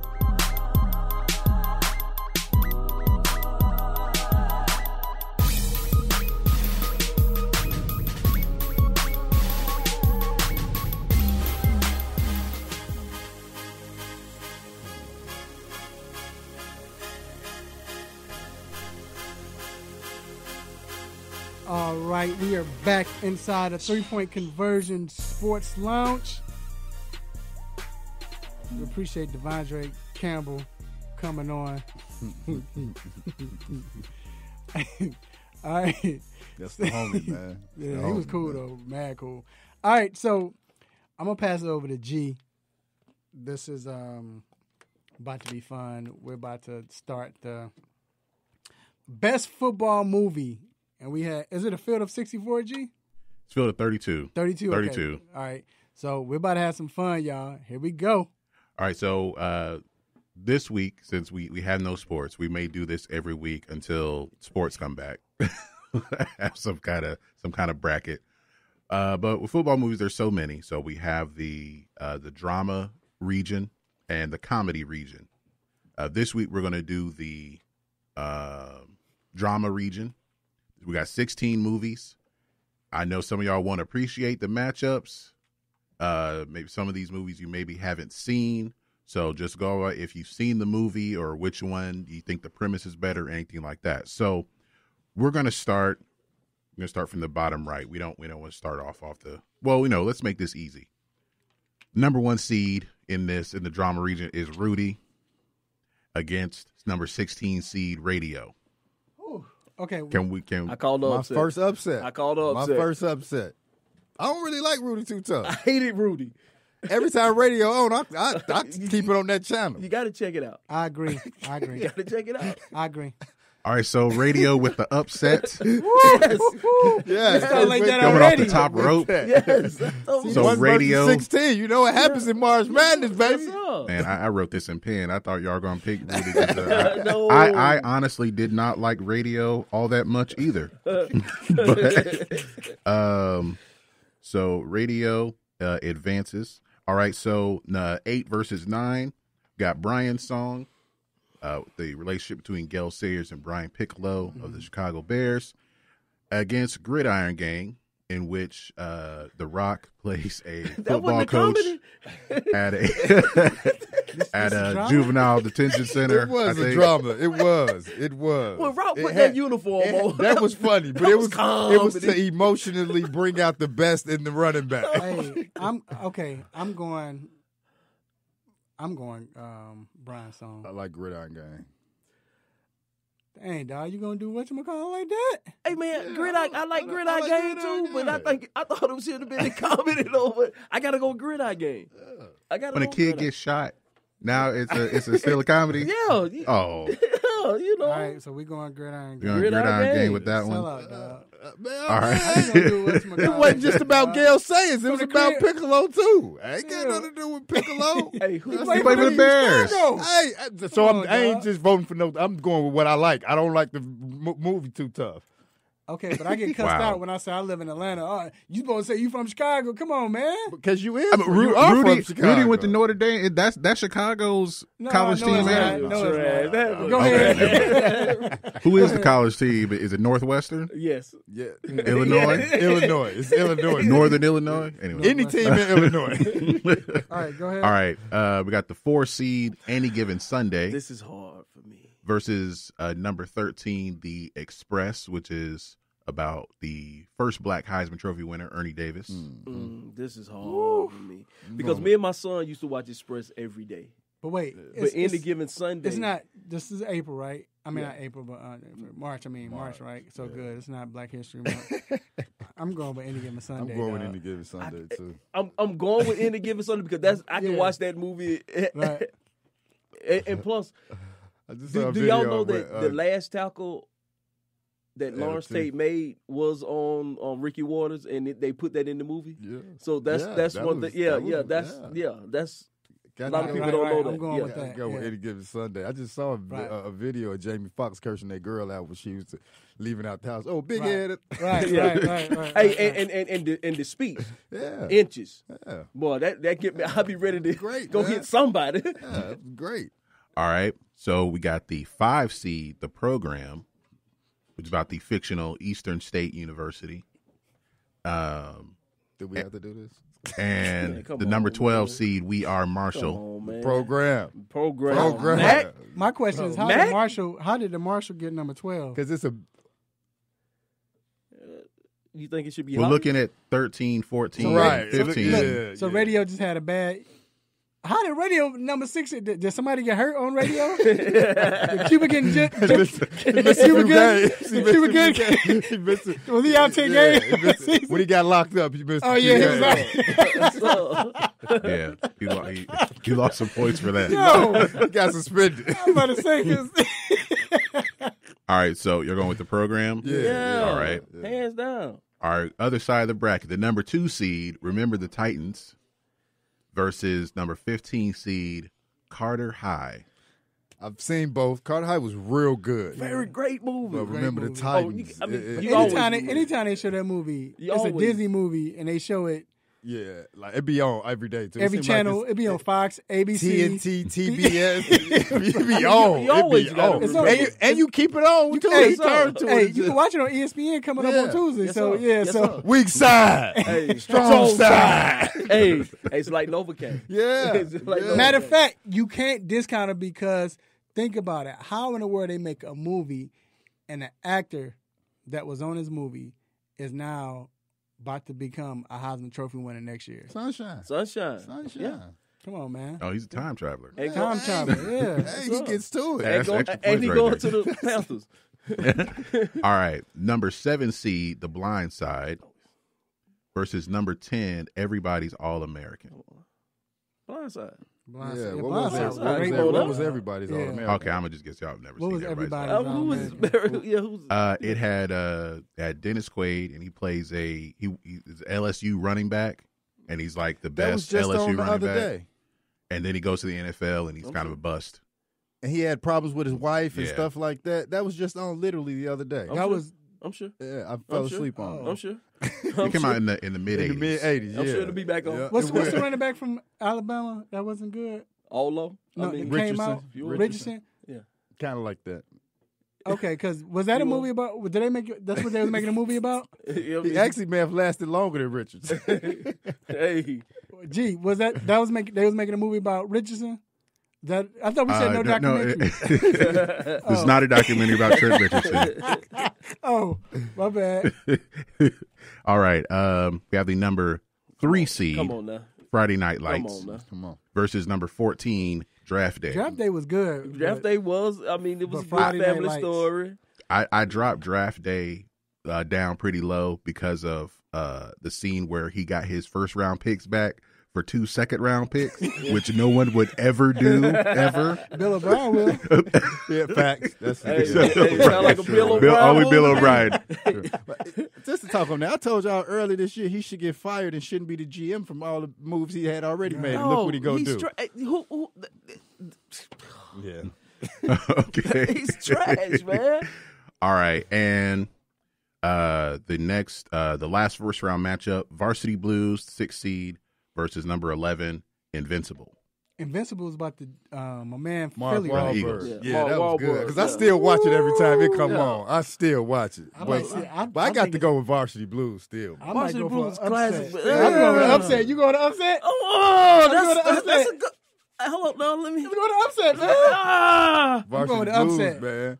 Big what's the fat one we had there? He had a pet pig, man. Hold on. We need a tiebreaker. Hey. No. He had a pet pig, man. Who you going with? I'm going with Varsity Blues. Okay. Josh, Varsity Blues or Invincible? Say it on the mic. Varsity Blues. Yeah. Varsity Blues. He said it because his eyes blue. No, man. That's the tiebreaker. That is the tiebreaker. Okay. Real quick. All right. Second round. Radio versus Gridiron Gang. Is Radio the Cinderella story? Man. Oh yeah, we got Doctor. Okay, we got to go. It might be. Y'all go. Radio versus Gridiron Gang. We'll just get through the second round and then we'll. Yeah, I got pick Radio. It up. Radio? I got Radio. I got to go with the comedy Gridiron Gang. Man, jeez. I've loved both of these movies. Yeah. I'm letting Radio. I'm letting Radio go on and be a Cinderella. Yeah. Oh my God. What you going with? I'll go with Radio. Right. Cinderella, baby, in the final four. Cinderella, what y'all All right. got? Uh-oh. Any given Sunday. Any given Sunday versus the program. Any given Sunday. Any given Sunday, dog. Any given Sunday. Any given Sunday. All right. Any given Sunday. Remember the Titans versus the Blind Side. Remember the Titans. Always. Woo. Remember the Titans, but hey, it's close. It's close. Blind Side made that's close, but I got Remember the Titans. All right. Friday Night Lights versus a ball Varsity to boogie. Blues. Yes, Get a ball to Get boogie. a ball to boogie. All right. We'll make this an exclusive video with the Final Four. Okay. I think we All can right. do it quick. We can do it quick if y'all want. Okay. All right, so we got radio versus Any Given Sunday. Any Given Sunday, man. I got to go with Any Given Sunday. Yeah. I looked a little bit, Right. Yeah. All right, and Remember the Titans, Friday Night Lights. Always Remember the Titans. remember the Titans. Always remember the Titans. All right, so we're going to make this a vote on the Facebook page. Live, okay. On the Facebook page, Any Given Sunday versus Remember the Titans. We're going to put this up today, All right. and we'll have the vote. We'll let you know next week, and we're going to do the football comedies next week. And, yeah. We're keeping it Cool. going. It's going to be a lot of these. Ain't going to be a lot of spots. Call me when you get the female WWE champion. Call me.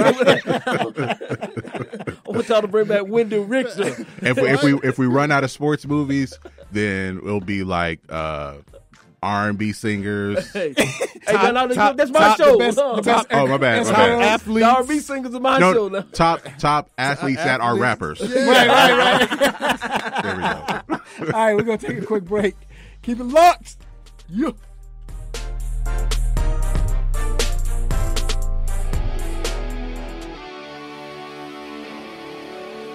Have a sports injury?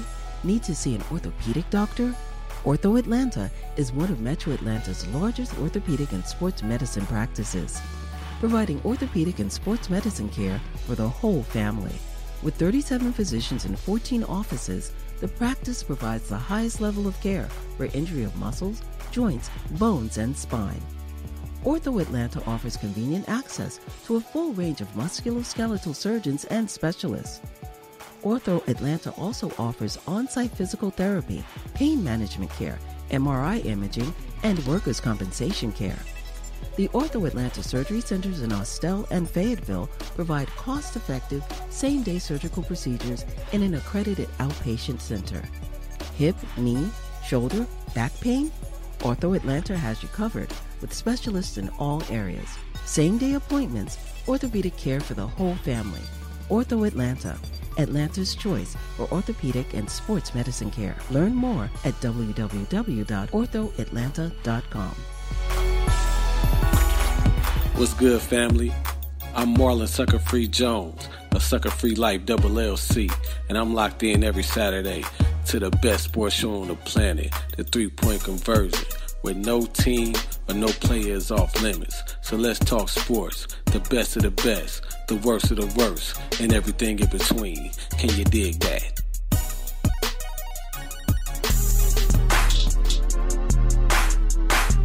What's up? This is Vince Carter. You're listening to the 3-Point Conversion. Check it out.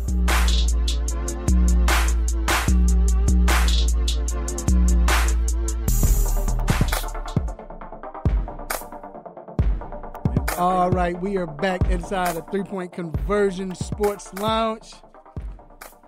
And I got my man, family, cousin on the line for the segment Ask a Doc. We got Dr. Donnie Fowler III from Ortho Atlanta. Don't know what that was, but either or. What's up, Doc? What's going on? Cousin, you there? I guess he's not.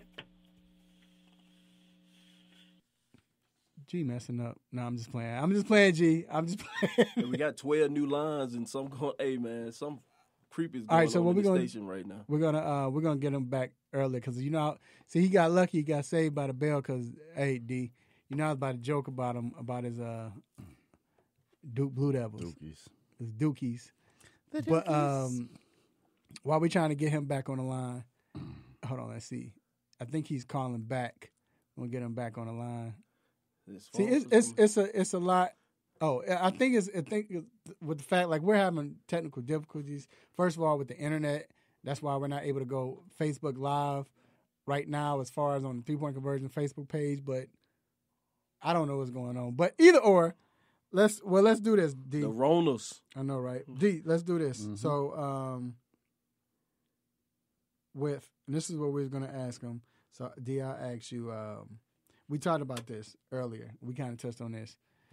Todd Gurley, you know, we know how Rick feel. he was going to ask him as far as him getting his knee 100%. Is it any possible way that he can get close to 100? Like our cousin. Well, with the knee injury, like stupid. That, it's stupid. You can't really, you can't say he can or he can't. No, but for real, I think the problem with it is that it's arthritic now. So that's how you say it. It's arthritic now. And I think that's the biggest issue, right? Right. It's not as much as the ACL tear because we saw he came back from that. It's more that this is a problem forever now.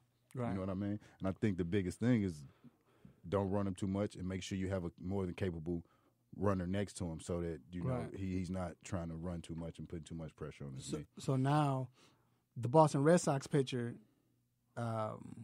Chris Sale, of course, is scheduled to have Tommy John surgery. This just came out after the day when they were saying he's throwing and he might be able to avoid it. And then the next day they're like, "Nah, we good." I don't know if he came out with that. I think they just let's get to it. Let's not wait another month to see if you're gonna heal back. This season already gonna be cut short if they play. I know it's a long season, but we don't know what Rona doing. Rona might cancel the year. Right. You know what I mean? Right. So let's get to it. You know what I mean? Let's start getting you ready for next year.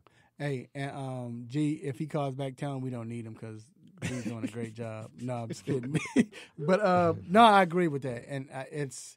Like I said, it was weird. I talked to Doc yesterday. We were laughing because not laughing the fact he's injured, but when it first came out, that was the first thing we said was like, it's they saying it wasn't, when he first came out and just said it was a problem, he might be out a short while. Doc was like, I think that's what Ben had. He's going to need it. That's the thing that was so weird is like, he might need Tommy John surgery, but we going to wait. Like, no, he actually, what are we waiting? And that's what Ben had overall. Yeah, and Doc came out and was like, nah, it's worse than that. It's only one of those injuries. Like, if someone says that Tommy John surgery is possible, you need Tommy John surgery. You're not going to heal from that. You need to get that. All right, and then Atlanta United striker Joseph Martinez don't give us a stop. It's I mean, we need sport. something. But it's sports. Yeah, you know what I'm sports, saying? right. They the hottest team in Atlanta.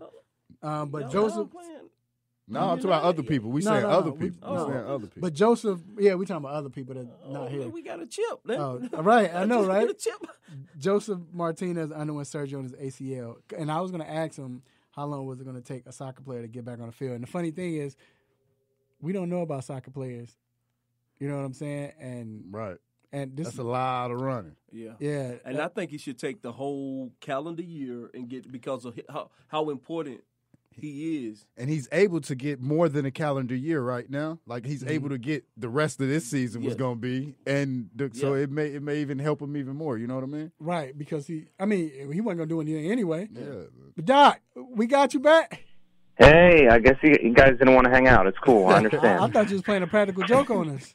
But what Dee's been doing a great job in your absence. We've been asking him the questions he's been answering. But let me ask you, we just talked about Joseph Martinez undergoing surgery with the ACL. How long will it take him? We just were talking about it might help him out. We really don't know because we're not used to soccer players, and especially in America, and how long it takes them. I don't even know I don't know if they get affected with a toe injury like pitchers do with a blister.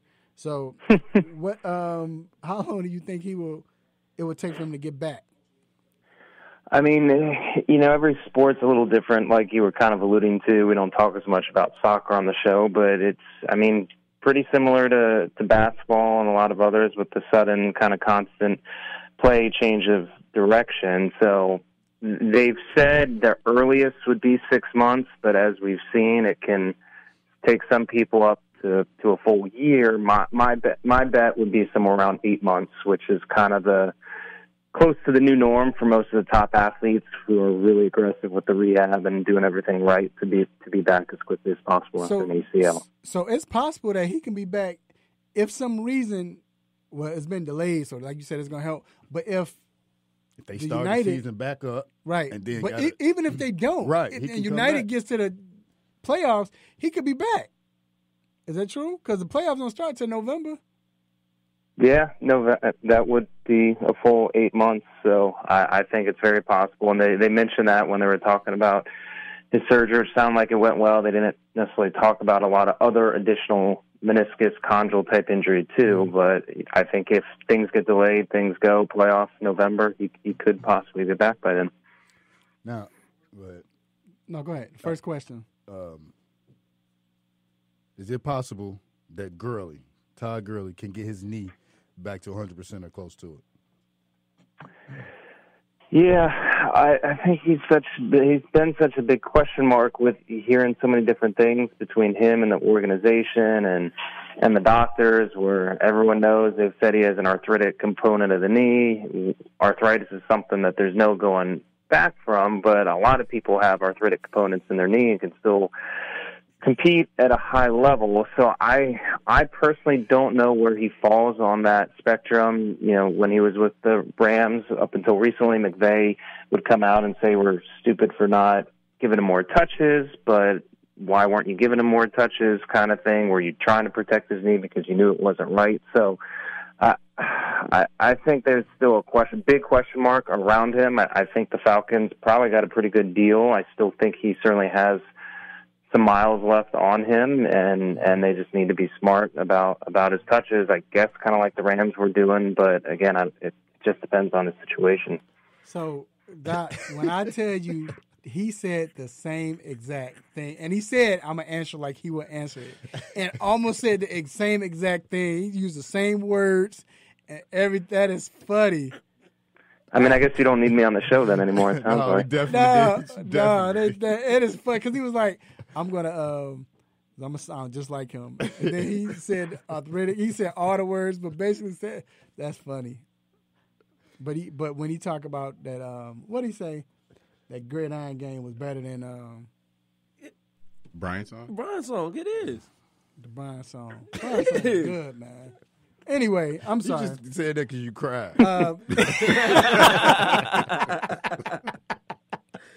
All right, last question. Because we are for time. With the suspension to the NBA, you know, it looked like it might go past 30 days. Should they just cancel the season now, as far as the health for the players? Yeah, you're putting me on the spot there. It's tough. Everyone, yeah, I think if you look at China, I'm taking this real where it all started. They're, I believe, resuming professional basketball. Same in South Korea, some of the other areas around there. We're talking 2 months from generally the outbreak from when it started over there. So I would like to think in 4 to 6 weeks we're going to be on the other side of this thing and things will have died down and we're getting back to life as we know it. So what that means for the NBA, I think they kind of have to take a measured approach. Certainly there have been players clearly diagnosed and who are doing well. I think if everyone's healthy and they have to, I think, bring the owners and the players and everyone together and talk about it, I think they're still holding out hope. I guess I would say not to cancel it quite yet, but if things don't slow down in the next couple of weeks with what we've been seeing, then they might just have to call it kind of like the NCAA did and some of the other organizations. All right, there you have it, Doc. We appreciate you for coming on.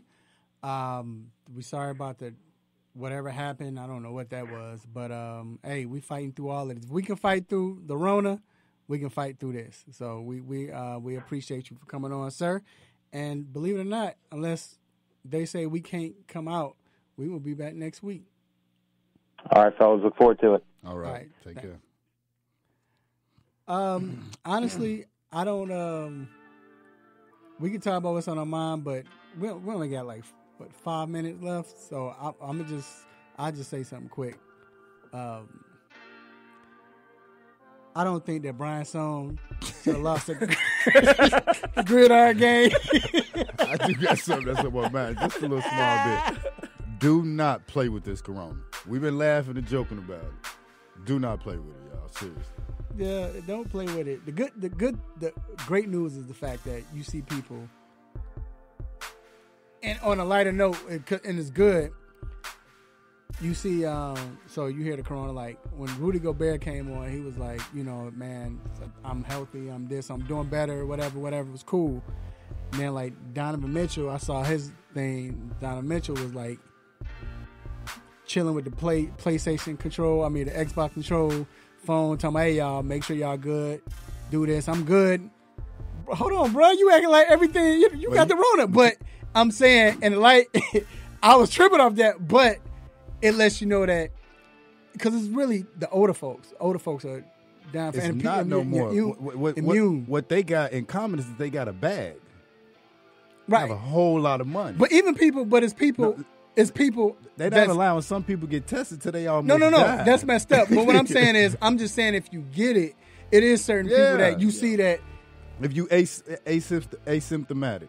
Yeah. If you already don't really get sick and things like that. Right. You know what I mean? You're good, but other than that, so it's scary, but at the same time, don't get to the point where, you about to, mugs lying about it. You hear about a dude that got arrested? Dude got arrested because he lied about it so he had to work. He said he had it, and they found out he didn't get tested. He got arrested. So, which is worse, someone lying about having it or someone hoarding all the hand sanitizer and toilet paper? How you lie? He don't know what he got. He said he's sick. No, he was lying. He was lying. Well, he said he got tested. He don't need to go to jail. He need to get beat up. Yeah, he said he gonna get that. So in jail. Tell him to go to Sam's and try to get some toilet paper. Right. He might anyway, that's it, man. Y'all stay safe. You know what I'm saying? It's we here to entertain, like we said. We appreciate Rick for coming on. Thank you, man, for having me. Appreciate you. We're probably gonna give you another one, but shout out. But anyway, if you hear this music, you already know what it means. It means it's time to let you go. But please don't leave, because this shout out might be for you. You might have a shout out in this. First of all, I want to give a shout out to the Almighty God for giving us this platform, for keeping us healthy, keeping us safe. Give me this platform to do what I do, say what I say, make you all mad, happy, upset. Want to give me the stop it button. We appreciate it. And shout out to the NFL, everybody doing their thing, man. We appreciate the NFL. And the funny thing is, even though they made headways with Dak, but Dallas has been real quiet. And I guess we do what Jerry doing. Just stay safe and quarantine yourself. Thank you, Raphael. You got it, Jerry. Always. Also, shout out, I guess, Rick, again. Appreciate, man, for coming on, bro. I Salute appreciate to you, that. my brothers. Thank y'all for having your boy. No doubt, man. We thank Dr. Fowler for he play too much, playing jokes and all that, but then he come back. But anyway, appreciate our cousin. Thank my producer, G, and my road dog back in the building, The Intellectual. I just want to give a shout out, like I say all the time, everybody that listen, pay attention and everything with us. I want to give a shout out to the family. Last night, we were supposed to have a FaceTime drink. Like, we were supposed to sit around, and I fell asleep because I had to be here a little early. Like, we literally having a FaceTime call with everybody having a little drink, because, that's kind of how you had a drink now. Yes, sir. So, Yes, sir. I want to give a shout out to the family. Sorry for missing it, but we'll make it up, man. Nah, no problem, man. I want to thank my family and friends, beautiful wife, lovely children, aunties, uncles, nephews, nieces. My sister, Rhonda, who is watching now. What up, Rhonda? Damn, now I got to say all my sisters. Rachel, Wanda, Chris, Jeremy, Lil Ronnie. I got to say Aruja. I got to say everybody's name. But anyway, then my grandparents. Why I do that? Grandparents, cousins, play cousins. Make sure y'all stay safe, man. Let people know that you love them while they're still alive. Love on them while they still can feel it. Again, stay safe. Eat good. Watch sport. I can't say that. Hey, watch sports movies. Watch Gridiron Brian's song. Watch the great comedy Gridiron Game. Right. But have a great time. Be safe. Enjoy these streets. Or enjoy your house, I should say. And until then, same time, same show, same crazy host, same sports nonsense. When you miss me, I'm out. Peace. Peace. You just got done listening to the 3 Point Conversion Sports Lounge. Be sure to follow us on our Instagram, Twitter, and Facebook accounts at the 3 Point Conversion. And also make sure you check out our website, the3pointconversion.com. Be sure to follow us live and listen every Saturday morning at 10 a.m. Eastern.